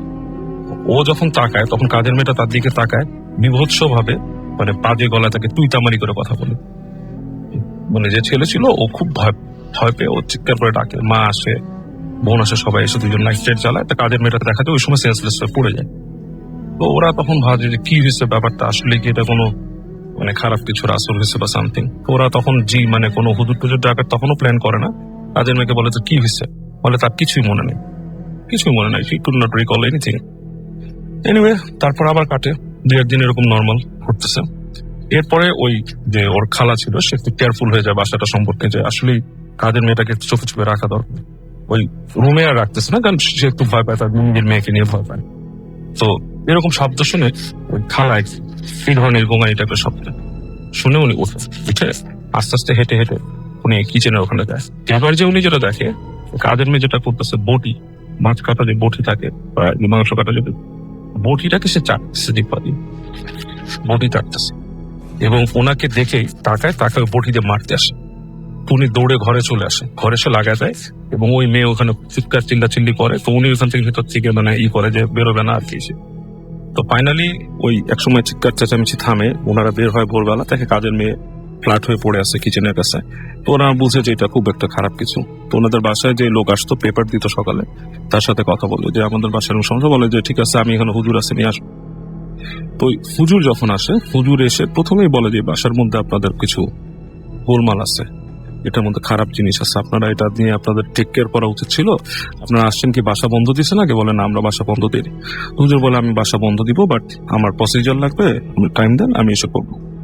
তো হুজুর টজু করে আসে, এসে উনি অনেক দোয়া টোয়া পড়ে জোর করে বাসা টাসা মোটামুটি বন্ধ দেওয়ার চেষ্টা করে। তো এই বন্ধ দিয়ে হুজুর চলে যায়, বলে আশা করি আপনাদের সমস্যা হবে না, আর যদি সমস্যা হয় তাহলে আমাকে আবার ডাকবেন। তো যেটা হয় ওই এরপরে কিছুদিন এই জিনিসটা নর্মালি থাকে। কাজের মেয়েটাকে ওরা ইন দ্য মেন টাইম চিন্তা করতেছে বাড়িতে পাঠিয়ে দিবে। তো হঠাৎ করে একদিন রাতের বেলা এই কাজের মেয়ে হঠাৎ আবার চিৎকার চেঁচামেচি এবং মানে ডিফারেন্ট টাইপের, মানে আপনার মানে ওটা রাফ অ্যাটিচিউড তার ভিতরে। তোরা কি মনে করছিস যে এগুলো দিয়ে আমাকে আটকাবে, আমাকে আটকানো যায়? আমি আটকাবো না, আমি তোদের শেষ করে ফেলবো এই সে। এবং তার মানে ভিশিয়াস কাজ। হ্যাঁ, তো ওনারা তখন প্ল্যান করে কাজের মেয়েকে আপনার ওই পাঠিয়ে দিবে বাড়িতে। তো যেটা হয় যে এরপরে যে ফলোইং রাত্রেবেলা যেটা হয় যে কাজের মেয়েটাকে নিয়ে যে ওই কাজের মেয়েকে ওরা পায় হচ্ছে আপনার টেবিলের তলে, ডাইনিং টেবিলের তলে বসে থাকে এবং সে হামাগুড়িতে হাঁটা চলা করে। তো ফাইনালি ওনারা যখন খুব অতিষ্ঠ হয়ে যায় ওই কাজের মেয়ের ফ্যামিলিকে ডেকে বাড়ি পাঠায় দেয়। এবং আলটিমেটলি ওই হুজুর বলছিল যে জায়গাটা খুব খারাপ কিছু একটা আছে, এটা এই বাসাতে এইভাবে ছাড়বে না এবং আপনাদের ছেলেমেয়েরা এফেক্টেড হবে। যেটা ওনার মেয়ে পরে দেখতো যে ঘুমায় আছে, হঠাৎ করে সে দেখতো যে তার মুখের উপরে কেউ ঝুঁকে আছে, চোখ মেলে দেখতো যে মুখের উপর কেউ ঝুঁকে আছে, তাকায় তো নাই, এরকম জিনিসপত্র হতো। তো ফাইনালি ওরা ওই বাসাটা ছেড়ে চলে যায়, বাসাটা আনসলভ থেকে যায়। এটা একটা ঘটনা ছিল। অনেক ধন্যবাদ বাবু ভাই আপনার প্রথম ঘটনার জন্য। আমি এরপর আমাদের পরের গেস্টের কাছে যাব, তার আগে বেশ কিছু এসএমএস রয়েছে, সেই এসএমএস গুলো পড়ে ফেলতে চাই। হাফিজ বিপ্লব টাঙ্গাইল থেকে আমাদের এসএমএস করেছেন এবং এসএমএস করেছেন আমাদেরকে সবুজ ব্যাকগ্রাউন্ড মিউজিক, এবং তিনি বলছেন যে তার কাছে একটু চেঞ্জ করতে বলছেন মাঝে মাঝে। রনি আমাকে এসএমএস করেছেন, এসএমএস করেছেন নিপু, এসএমএস করেছেন আমাকে শান্ত, এবং এসএমএস করেছেন আমাদেরকে ফুর্তি আলম খান। ওকে, এসএমএস করেছেন আমাদেরকে মিসির আলী ঢাকা থেকে, এসএমএস করেছেন কে আর রাজশাহী থেকে, এবং এসএমএস করেছেন মিতা জিঞ্জিরা থেকে। সাইমুম খান আমাদের এসএমএস করেছেন, এসএমএস করেছেন শাওন কল্যাণপুর থেকে, এসএমএস করেছেন আমাদেরকে এআই তামিম ফরিদাবাদ থেকে, এবং তার কাছে আজকের প্রতি চরম লাগছে। সজীব আমাদের রাজশাহী থেকে এসএমএস করেছেন, তার কাছেও চরম লাগছে। রাইজা আমাদের এসএমএস করেছেন এবং তিনি বলছেন ওয়েদারটা ভালোই। এসএমএস করেছেন আমাদেরকে রাতুল, কাব্য আমাদেরকে এসএমএস করেছেন, এসএমএস করেছেন কবির, এসএমএস করেছেন আমাদেরকে ব্যাক সোল বাগদা থেকে। এছাড়া সাইফুল আমাদের এসএমএস করেছেন, এসএমএস করেছেন আমাদেরকে উদয়, এসএমএস করেছেন আমাদেরকে সুজা, এসএমএস করেছেন আমাদেরকে হৃদয়, এসএমএস করেছেন লাবিব, এবং এছাড়াও আমি দেখতে পাচ্ছি আরো অনেকে এসএমএস করেছেন। আপনি যদি এসএমএস করতে চান তাহলে মোবাইলে আপনার যেটা করতে হবে এবং আপনার নাম আপনার মেসেজ এবং তারা 9840 নাম্বারে। এতক্ষণ পর্যন্ত আমাদের সঙ্গে আছেন তারা, আমার আপনাদেরকে অনেক অনেক ধন্যবাদ। এবং আপনাদেরকে আরো একবার স্মরণ করে দিতে চাই, সেটা হচ্ছে যে আমাদের যে ইমেল অ্যাড্রেসটি সেটি হচ্ছে bhutfm@radiofurti.fm। এটা হচ্ছে আমাদের অ্যাড্রেস। এই অ্যাড্রেস আপনার নাম, ঠিকানা এবং ফোন নাম্বার সহ ঘটনা পাঠিয়ে দিন। আপনার ঘটনাটি যদি সিলেক্টেড হয় তাহলে আপনি আগামী সপ্তাহে অতিথি হিসেবে এখানে এসে উপস্থিত হতে পারবেন, অথবা আপনার ঘটনাটি আমি পড়ে শোনাবো। যাই হোক, আমাদেরকে এছাড়াও ফেসবুক আমাদের সাথে জয়েন করেছেন সাজিদুল ইসলাম সাজু, আমাদের এছাড়াও এসএমএস করেছেন দেখতে পাচ্ছি শাহ মুজিব রহমান, এবং এছাড়াও আমাদের এসএমএস করেছেন দেখতে পাচ্ছি নিশাত কাশফি, এবং আমাদেরকে এসএমএস করেছেন এছাড়াও দেখতে পাচ্ছি হেমন্ত কুমার বিশ্বাস। এছাড়াও আমাদেরকে এসএমএস করেছেন কবির এবং হানিফ কবির, মিকন সহ আরো অনেকে। আপনিও চাইলে সেখানে আমাদেরকে কমেন্ট করতে পারেন এবং সেই জন্য আপনাকে যেটা করতে হবে www.facebook.com/radiofurti অ্যাড্রেসে চলে যেতে হবে এবং সেখানে গিয়ে দেখবেন যে আপনি আজকে অতিথি যারা এখানে পার্টিসিপেট করছেন তাদের সবার ছবিও আপনি পেয়ে যাবেন। যাই হোক, আমরা চলে যাচ্ছি আমাদের পরবর্তী ঘটনায়। আপনার নামটা একটু বলবেন, তারপর আপনি কোথা থেকে এসেছেন সেটা বলে আপনার ঘটনা শুরু করবেন। হ্যালো লিসনার, আসসালামু আলাইকুম। আমি নাজমুল, ঢাকার আরকি মিশন রোড গোপীবাগ থেকে বলছি। আমি এখন যে ঘটনাটা বলবো সেটা আমার বন্ধু ইমরানের সাথে ঘটা। আজ থেকে প্রায় 1 থেকে 1.5 বছর হবে। সে ঢাকার আরকি মিশন রোডে বাস করে, অর্থাৎ আমার বাসার পাশেই থাকে, একটা মেসে থাকতো।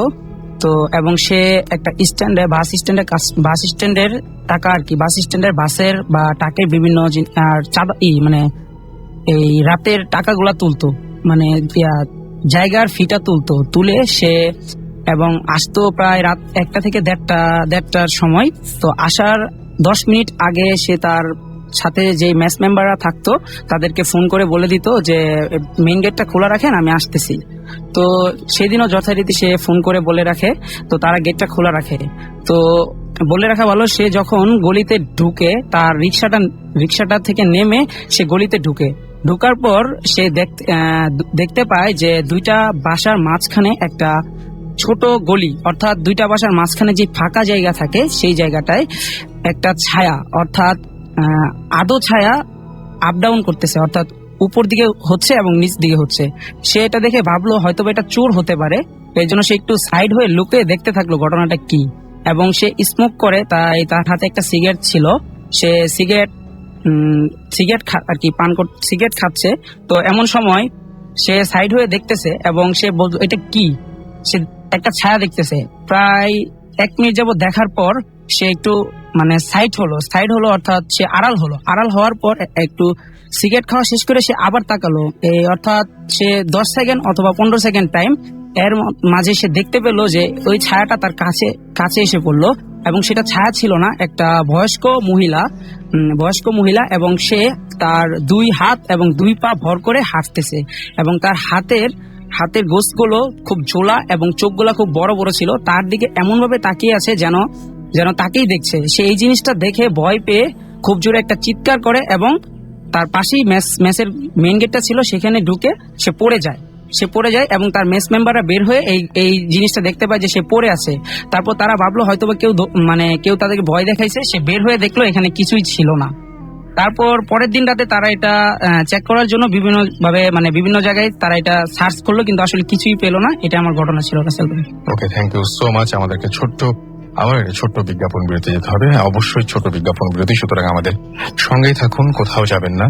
এবং আমাদেরকে SMS করতে চাইলে আমি আরো একবার নিয়মটি বলবো, মোবাইলের মেসেজ অপশনে গিয়ে টাইপ করুন ফুর্তি, স্পেস দিয়ে আপনার নাম, স্পেস দিয়ে আপনার মেসেজ পাঠিয়ে দিন 940 নাম্বারে। আমাদের ইমেল অ্যাড্রেসটা হচ্ছে bhutfm@radiofurti.fm। আমাদের ফেসবুক আইডি হচ্ছে রেডিও www.facebook.com/radiofurti।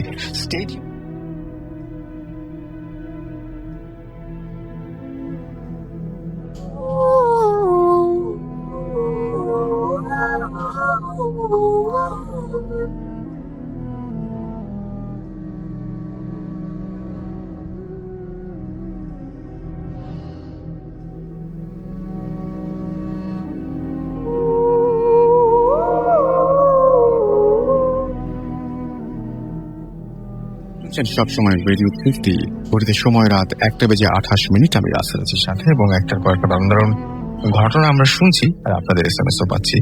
SMS পাঠানোর নিয়মটি আমি বলেই দিয়েছি, এবং আপনারা যারা SMS করতে চান তারা SMS করুন, এবং SMS করার নিয়মটি হচ্ছে মোবাইলের মেসেজ অপশনে গিয়ে টাইপ করুন ফুর্তি, স্পেস দিয়ে আপনার নাম, স্পেস দিয়ে আপনার মেসেজ পাঠিয়ে দিন 9840 নাম্বারে।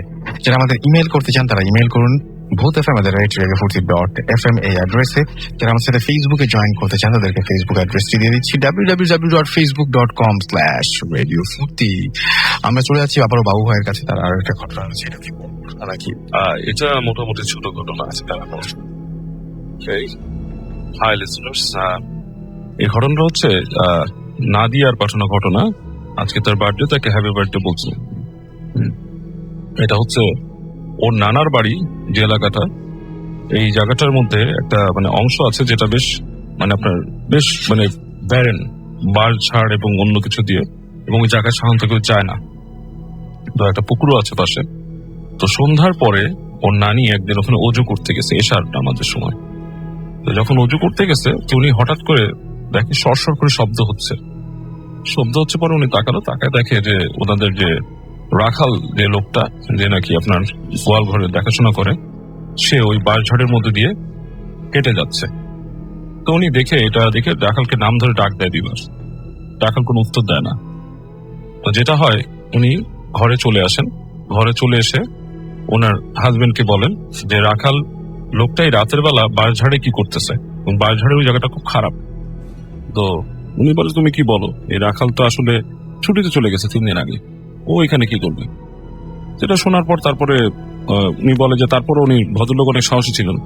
তো উনি ওনার হাতে যে ফ্ল্যাশ লাইট নিয়ে উনি বের হয়ে যান, রাখালকে আসলে ব্যাক করে আসছে বা তার কাজটা কি এখানে। তো হাঁটতে হাঁটতে উনি ওই বাঁশঝাড়ে ঢোকেন লাইট মেরে এক জায়গায় যেয়ে দেখেন যে ওই রাখালটাই পেছন ফিরে বসে আছে ওখানে, বাঁশঝাড়ে এক কোণায় পেছন ফিরে বসে আছে, এবং সে একটা গোয়ানের মতো শব্দ করতেছে। এটা করার পর উনি রাখালকে নাম ধরে ডাকে। তো রাখাল যেটা উঠে দাঁড়ায়, উঠে ওনার একটু ফিরে তাকায়। উনি দেখেন চেহারাটা কেমন একটা বিমর্ষ একটা ভাব। রাখালের। তো এটা দেখেই উনি আবার ওনাকে ডাকে বলে, কি হয়েছে, তুই কখন আসলি? তো রাখাল কোনো অ্যান্সার না করে রাখাল হাঁটা শুরু করে। উনিও রাখালকে অনুসরণ করে চলে যায়। তো হাঁটতে হাঁটতে এক জায়গায় যে উনি দেখে রাখালকে দেখে না, হঠাৎ দেখে নাই। তো উনি কাছাকাছি চলে যায়, হঠাৎ করে লাইটটা ফেলে দেখে যে জায়গাটা রাখালটা চলে গেছে ওই জায়গাটা বিশাল একটা খাল, বিশাল খাল। তো উনি দেখে মানে তাড়াতাড়ি আবার ফিরে আসে। তো মানে পাহাড়ি অঞ্চল যে জায়গাটার কথা বলতেছি, তো উনি এবার ফিরে আসে। তো আসার পর উনি খুব ভয় পায় এবং ওনার জ্বর আসে। ওনার ওদিন রাতে 104 ডিগ্রি জ্বর। তো জ্বর ওঠার পর সকালে ওনার ওখানে কবিরাজ নিয়ে আসা হয়, এসে ওনাকে চিকিৎসা করেন। তো বলে যে উনি যেটাকে দেখছে আসলে ওই বাঁশঝাড়ের পাশে একটা পরিত্যক্ত বাসা আছে, অনেকদিন ধরে পড়ে আছে। ওই জায়গায় খুব বাজে কিছু ঘটনা ঘটছিল কোনো মানুষের, এবং সেখান থেকে কোনো মানে খারাপ স্মৃতি বা খারাপ কোনো আত্মা বা এন্টিটিস যে নাকি ওই জায়গায় থাকে, এবং যে নাকি ওনাকে টেকে নিয়ে গেছিল।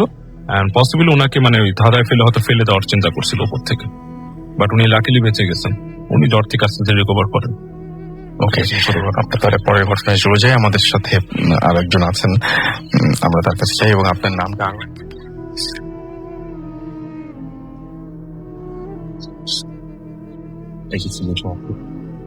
তো আমার এই ঘটনাটা উত্তরাঞ্চলের,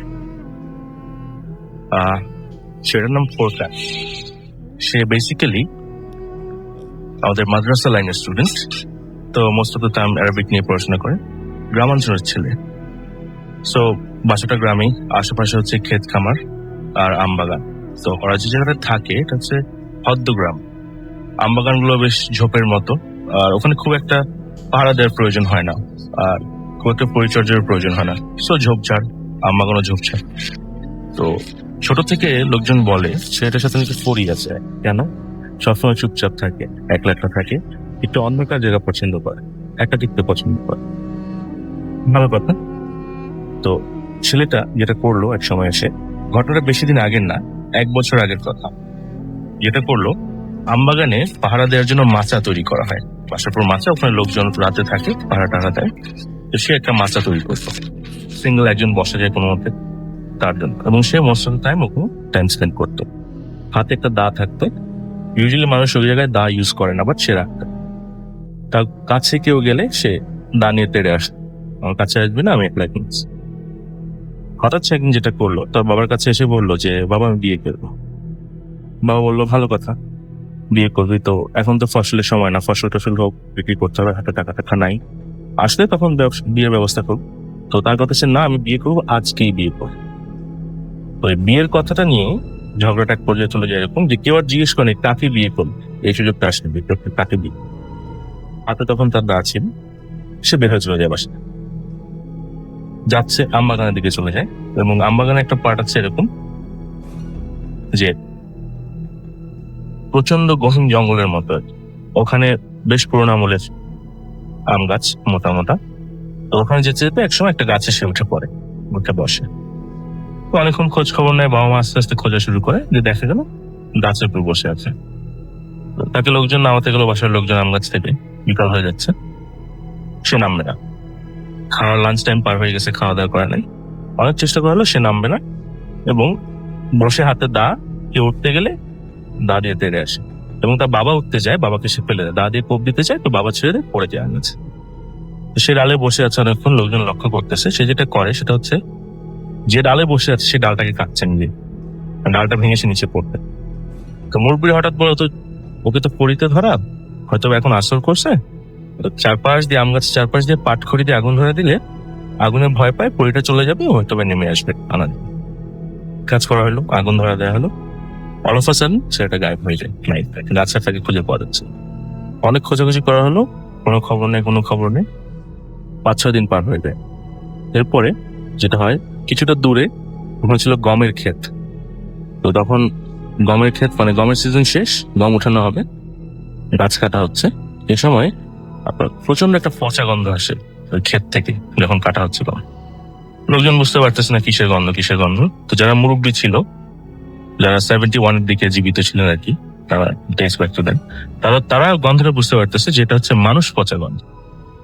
ভালোভাবে খোঁজা হয়, খুঁজে হ্যাঁ পাওয়া যায় যে একটা ছেলে মারা গেছে, পচে গেছে, 3টা কুকুর দাঁড়া দাঁড়িয়ে মাংস খাচ্ছে, এবং মানে বুকের হাঁটিটাটি বের হয়ে গেছে, অনেকাংশ খেয়ে ফেলছে, বাট কাপড়টা মোটামুটি প্রিজার্ভ দেখে চেনা যায়। তো খবর টবর দিয়ে জানা গেল যে ড্রেস আপের সাথে মিলছে। আশপাশে বললো যে হ্যাঁ এই ড্রেসে একটা ছেলে হারানো গেছিল, এরকম পাওয়া যায়। তো ঠিক আছে, তারপর লাশটা নিয়ে আসা হয়, নিয়ে এসে তারপরে সৎকার করার খবর টবর দেওয়া হয়। এরপরে যেটা হয়, তার বাবা যেটা খেয়াল করে, তার রুমটা একটু চেক করা হয়। রুম চেক করে দেখা যায় সে তো ইসলামিক স্টাডিজ এর স্টুডেন্ট। তার বিভিন্ন বইয়ের মধ্যে প্রতিটা লেখার অক্ষরের ফাঁকে ফাঁকে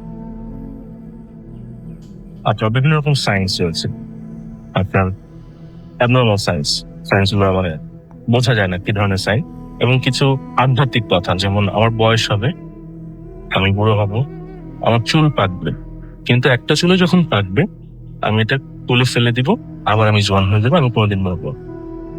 এবং আরেকটু খেয়াল করে দেখা যায় তার বাড়ির সব জায়গায় এরকম সাইন দেওয়া আছে, র্যান্ডম সাইন্স। ঠিক আছে, মারা গেছে, ভালো কথা।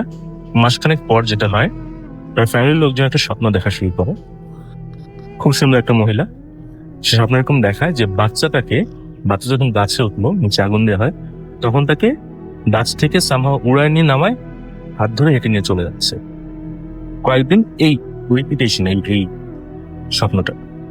লাস্ট যে স্বপ্নটা তারা দেখে সেটা হচ্ছে এই মেয়েটা নিয়ে যাচ্ছে তাকে এই গম ক্ষেতের মধ্যে দিয়ে। এরা দুই বোন, তার আরেক বোনের সাথে দেখা হয়, এবং সেই বোনটা জিজ্ঞেস করে বসে, তুই একে কেন নিয়ে যাচ্ছিস? এটা নিয়ে তাদের একটা ঝগড়া হয়। এই ঝগড়াটার এক পর্যায়ে বিভৎসতা দেখে এই ছেলেটা ভয় পায় এবং সে মারা যায়। এটাই হচ্ছে story. Okay, thank you so much. আমরা আমাদের পরবর্তী ঘটনায় যাব। আমাদের পরবর্তী ঘটনার মধ্যে আমার বাবু ভাই আসছে আমাদের সামনে। আর সেই সাথে আমি দেখতে পাচ্ছি বেশ কিছু SMS রয়েছে। আমাদেরকে নাহিন SMS করেছেন, আমাদেরকে SMS করেছেন। দেখতে পাচ্ছি খুব আচ্ছা, এবং তিনি ভয়ে কাঁপছেন। সুসুন্দর বর্ণিত আমাদের SMS করেছেন, এবং তিনি বলছেন কারেন্ট নাই, খুবই ভয় লাগছে। চট্টগ্রাম থেকে SMS টা পাঠিয়েছেন।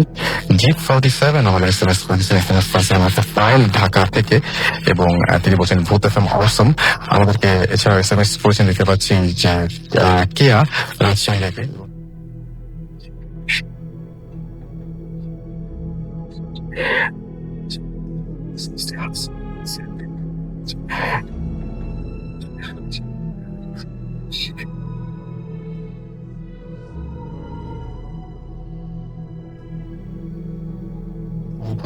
আমাদেরকে পূজা ঢাকা থেকে SMS করেছেন, আমাদেরকে সুমা মিরপুর থেকে। এছাড়াও আমাদেরকে SMS করেছেন, দেখতে পাচ্ছি মাসুদ পারভেজ চট্টগ্রাম থেকে, এবং তিনি বলছেন আজকে ভূতের সাথে জোশ লাগছে, ভয় লাগছে। বাবু ভাই, মাসুম ভাই, সবাইকে তিনি থ্যাংক জানিয়েছেন অনেক।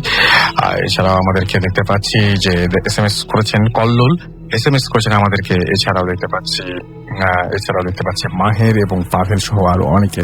আমরা চলে যাই বাবু ভাইয়ের ঘটনায়। ঘটনা বলতে চাচ্ছি, একটা একটু মিডিয়াম লেন্থ আর একটা ছোট। ওকে, ঘটনাটা হচ্ছে সমীরের। ও আমার স্টুডেন্ট। হ্যাঁ, তো ও এটাতে সাফারার। হ্যাঁ, এখনো he is still suffering with it. যেটা হয়, ও যখন নাকি আপনার ইউনিভার্সিটিতে প্রথম ঢোকে, তখন ওর মধ্যে কিছু মানে কিউরিয়াসিটি জাগে, curiosity about like supernatural things and phenomenas. ও যেটা করে, ও এবং ওর এক ফ্রেন্ড দুজন মিলে কিছু মানে রিচুয়াল প্র্যাকটিস করার চেষ্টা করে। রিচুয়াল গুলো হচ্ছে আপনারা যেটা জানেন, প্ল্যান চেট এন্ড অল। তো এরকম করে কিছু রিচুয়াল সে প্র্যাকটিস করেছিল, উইচ ওয়ার ভেরি ব্যাড, মানে যেটা নাকি সাধারণত মানুষ করে না, ব্ল্যাক ম্যাজিকের পর্যায়ে পড়ে। তো এটা করে আসলে ও তেমন কিছু পায়নি। হি গট লিটল ভাইব, কিছু ভাইব পেয়েছিল, এছাড়া কিছু পায়নি। তো ওর যেটা প্রথম শুরু হয় যেটা, সেটা হচ্ছে এই আমাদের যে স্টুডিওর আশেপাশেরই কোন একটা এলাকা দিয়ে একদিন রাতে ও যাচ্ছিল, দ্যাট ওয়াজ অ্যারাউন্ড 11:30 এরকম সময়, মোটর সাইকেলে ছিল। তো দেখে ওই দিন রাস্তার এই একটা জায়গায় এসে সিগন্যালে থামে, রাস্তাটা বেশ মানে তখন গাড়ি ঘোড়া কম। এই সময় একটা বুড়ি মহিলা আস্তে আস্তে হেঁটে হেঁটে মোটর সাইকেলের কাছে আসে, এসে বলে দে। তো ও বলতেছে যে মোটর সাইকেলে বসে, কি আমার কাছে টাকা নাই, বের করতে পারবো না, কি দিব? দে, তুই যা পাইছিস দে। ও তখন কিন্তু কিছুটা হয়ে যায় আর কি, মানে কি পাইছি, মানে কি পাইছি, বলে তুই পাইছিস, তুই দে, যেটা পাইছিস সেটা দে, আমি জানি। যেটা হয়েছিল ও while he was doing these things, all these things, সে যেটা হয় ওর বাসার পেছনের একটা অংশে সে একটা কয়েন পায়। কয়েনটা অনেক পুরানো আমলের কয়েন, মানে দেখলে বোঝা যায় ইট ইজ মানে হয়তো সেই প্রাচীন, আমাদের অঞ্চলের প্রাচীন কোনো। তো ও খুবই হয়ে যায়, তো বুড়িকে বলে কি দিব তোমাকে, অনেক চিল্লাচিল্লি করে সে চলে আসে, মানে ওখান থেকে চলে যায়। এরপর যেটা হয়, ও বাসায় যখন বাসায় ব্যাক করার পরে ও অস্বস্তি ফিল করা শুরু করে, টেম্পারেচার বেড়ে যায়, বডি টেম্পারেচার বেড়ে যায় এবং ও মানে অস্বস্তি ফিল করে থাকে। তো রাতের বেলা যেটা হয়, ও দেখে ওর রুমের মধ্যে লাইট বন্ধ, তখন গভীর রাতে দেখে ঠিক ওই বুড়িটা দাঁড়ায় আছে কর্নারে। তারা বললো যে তোকে আমি চাইছি, তুই দিবি না, তোর কাছে আমি জিনিসটা চাইছি, দিলি না। তো তখন মানে উঠে বিছনা থেকে লাফ দিয়ে উঠে মানে লাইট অন করে দেখে বুড়ি নাই। তো এবং এরপর থেকেও প্রায় ওই বুড়িকে সে এরকম দেখে। তো এই জিনিসটা তখন সে আলোচনা করে একজন ভাইয়ের সাথে যে ভাই আমি আসলে এখন করছি না, বাট আউট অফ কিউরিওসিটি আমি জিনিসটাতে ইনভলভ হয়েছিলাম এবং এরকম ঘটনা করছে। তখন তার ওই যে বড় ভাই আছে, সে বলে যে তুমি একটা কাজ করো, এই কয়েনটা নিয়ে তুমি কোনো মানে হুজুর টুজুরের কাছে দাও, বাট কিন্তু মানে ওর রিলিজিয়াস বিলিফটা ডিফারেন্ট ছিল, তো সুতরাং সে কোনো হুজুরের কাছে যায় না।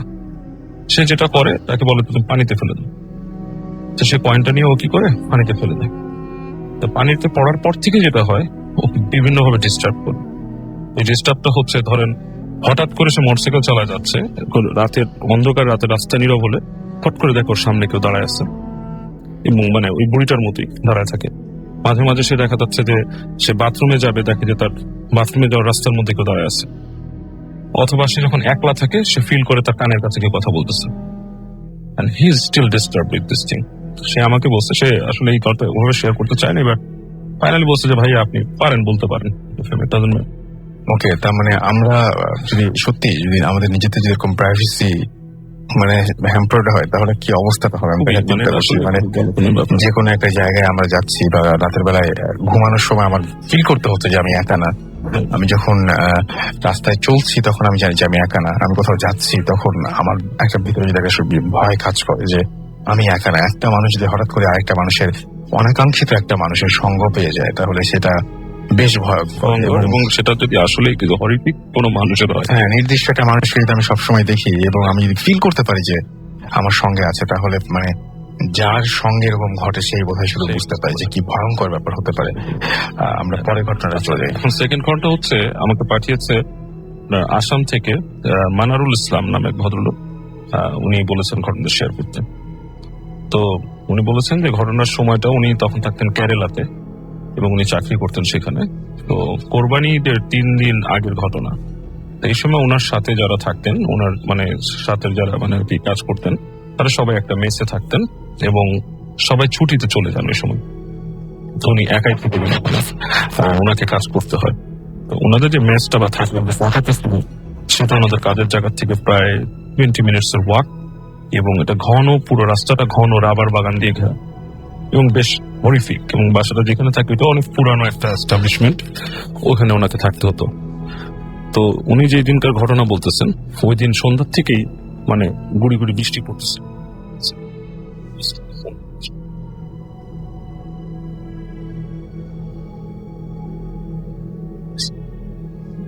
এবং এলাকাটাও বেশ নীরব হয়ে গেছে। তো উনি অফিস থেকে বের হয়ে ব্যাক করা শুরু করেন। তো যখন উনি রাবার বাগান দিয়ে আসতেছেন, তখনই ওনার গা ছমছম করতে থাকে এবং এক পর্যায়ে উনি কিছু মানুষের হামিং শুনতে পান। মানে একটা জায়গায় এসে মানে মানে মোটামুটি মাঝ রাস্তায় যখন উনি এসে একটা হামিং শুনেন যে মানে অনেক মানুষ হাম করতেছে একসাথে। এই অবস্থায় উনি একসময় একটু ভয় পান, একবার ভাবে পিছিয়ে চলে যাবেন কিনা। পিছিয়ে যে পরে চিন্তা করলো যে স্টিল একই হাঁটা হবে, উনি আবার সিদ্ধান্ত নিয়ে সামনে যান। উনি যখন সামনে যাচ্ছেন, একসময় দূর থেকে দেখেন ওই জায়গায় কিছু মানুষ দাঁড়ায় আছে, সবাই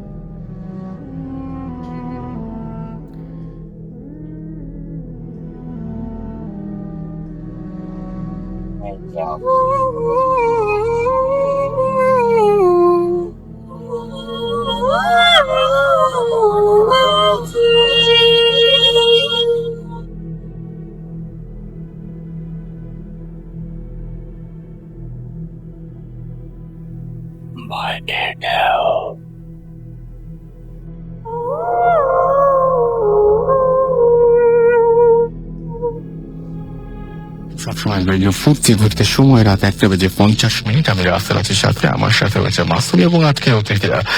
আর সেই সাথে আপনাদের আরো একবার জানিয়ে দিচ্ছি আমাদের SMS করার নিয়ম কি, যদি মোবাইল থেকে টাইপ করুন ফুর্তি FORTI, স্ক্রিন আপনার নাম, স্ক্রিন আপনার চলছে বুক একদম 100 ভাই। তো ফেসবুক কমেন্ট করতে চাই তারা চলে যান www.facebook.com/radio-furti।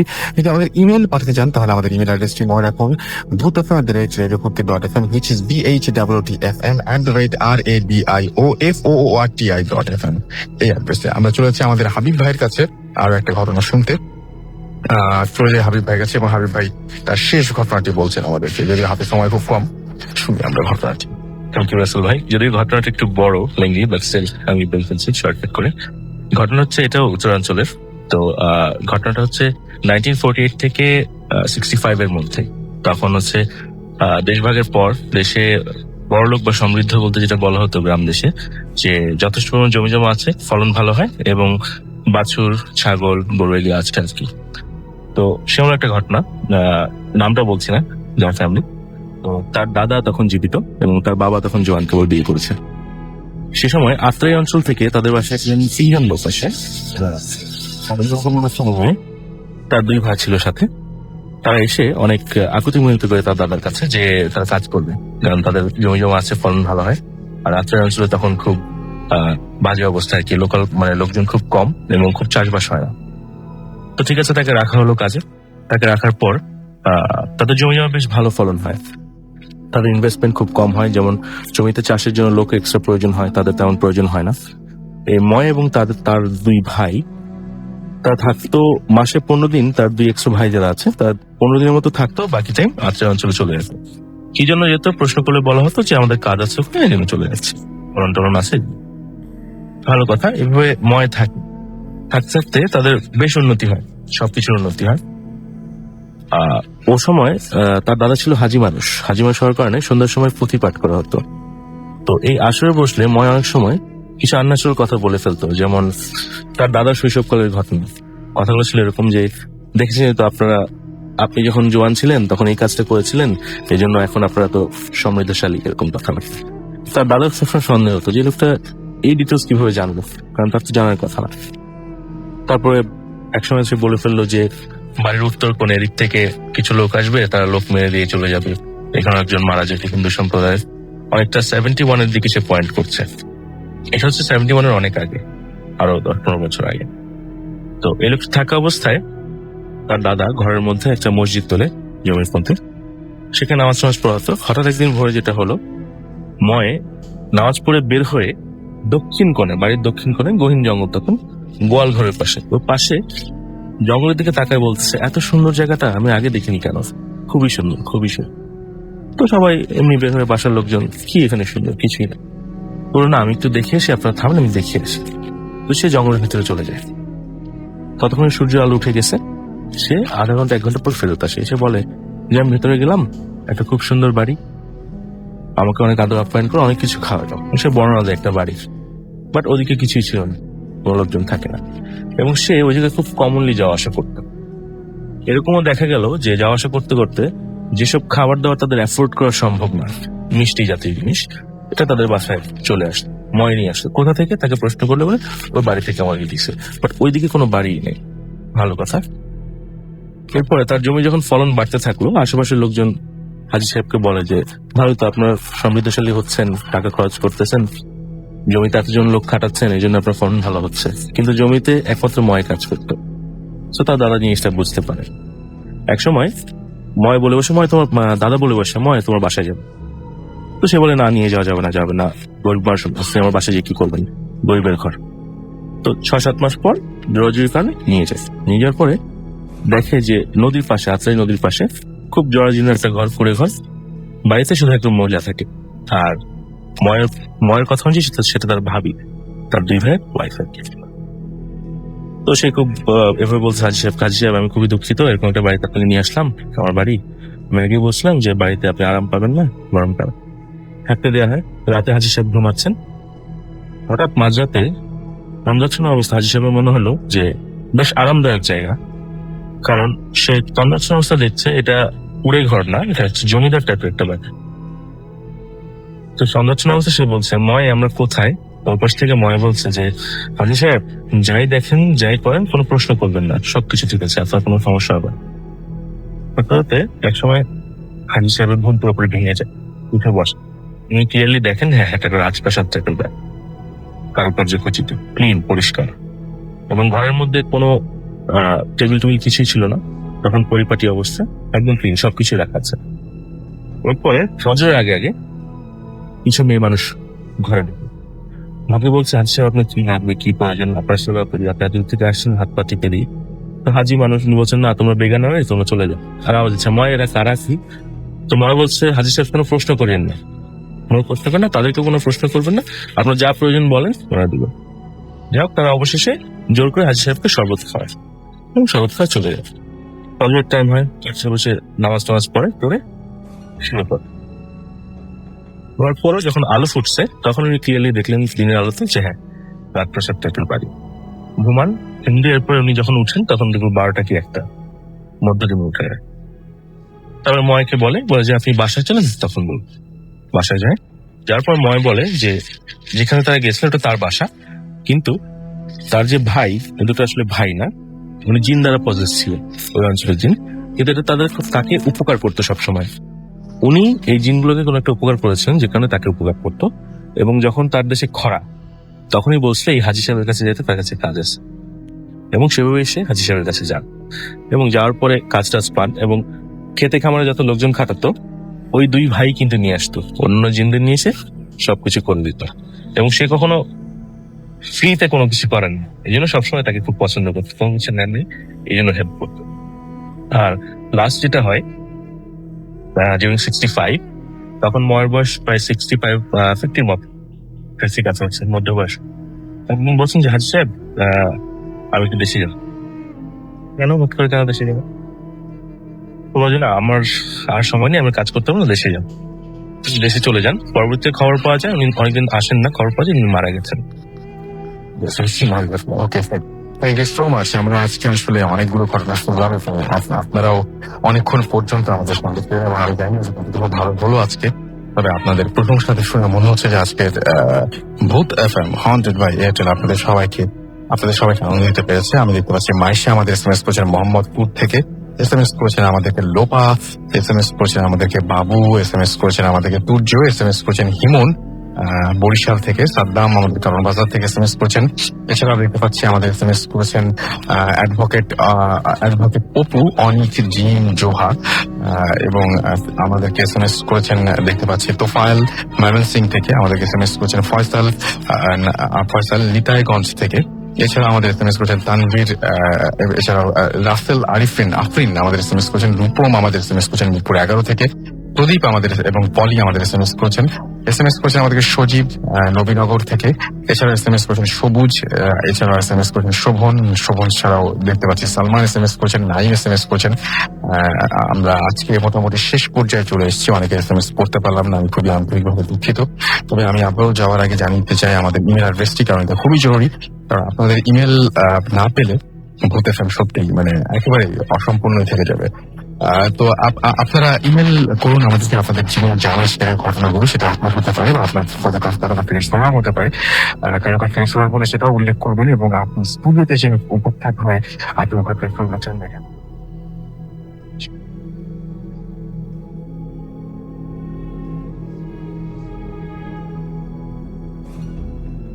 পাওয়া যাবে না। আজকের মতো এখানে শেষ করছি, কথা হবে আবারও আগামী সপ্তাহে, সেই পর্যন্ত। আচ্ছা, আমাদের ইমেল অ্যাড্রেসটি তো বলা হবে না, ভূতfm@ভূত.fm, which is BHWTFM@radioFOORTI.FM।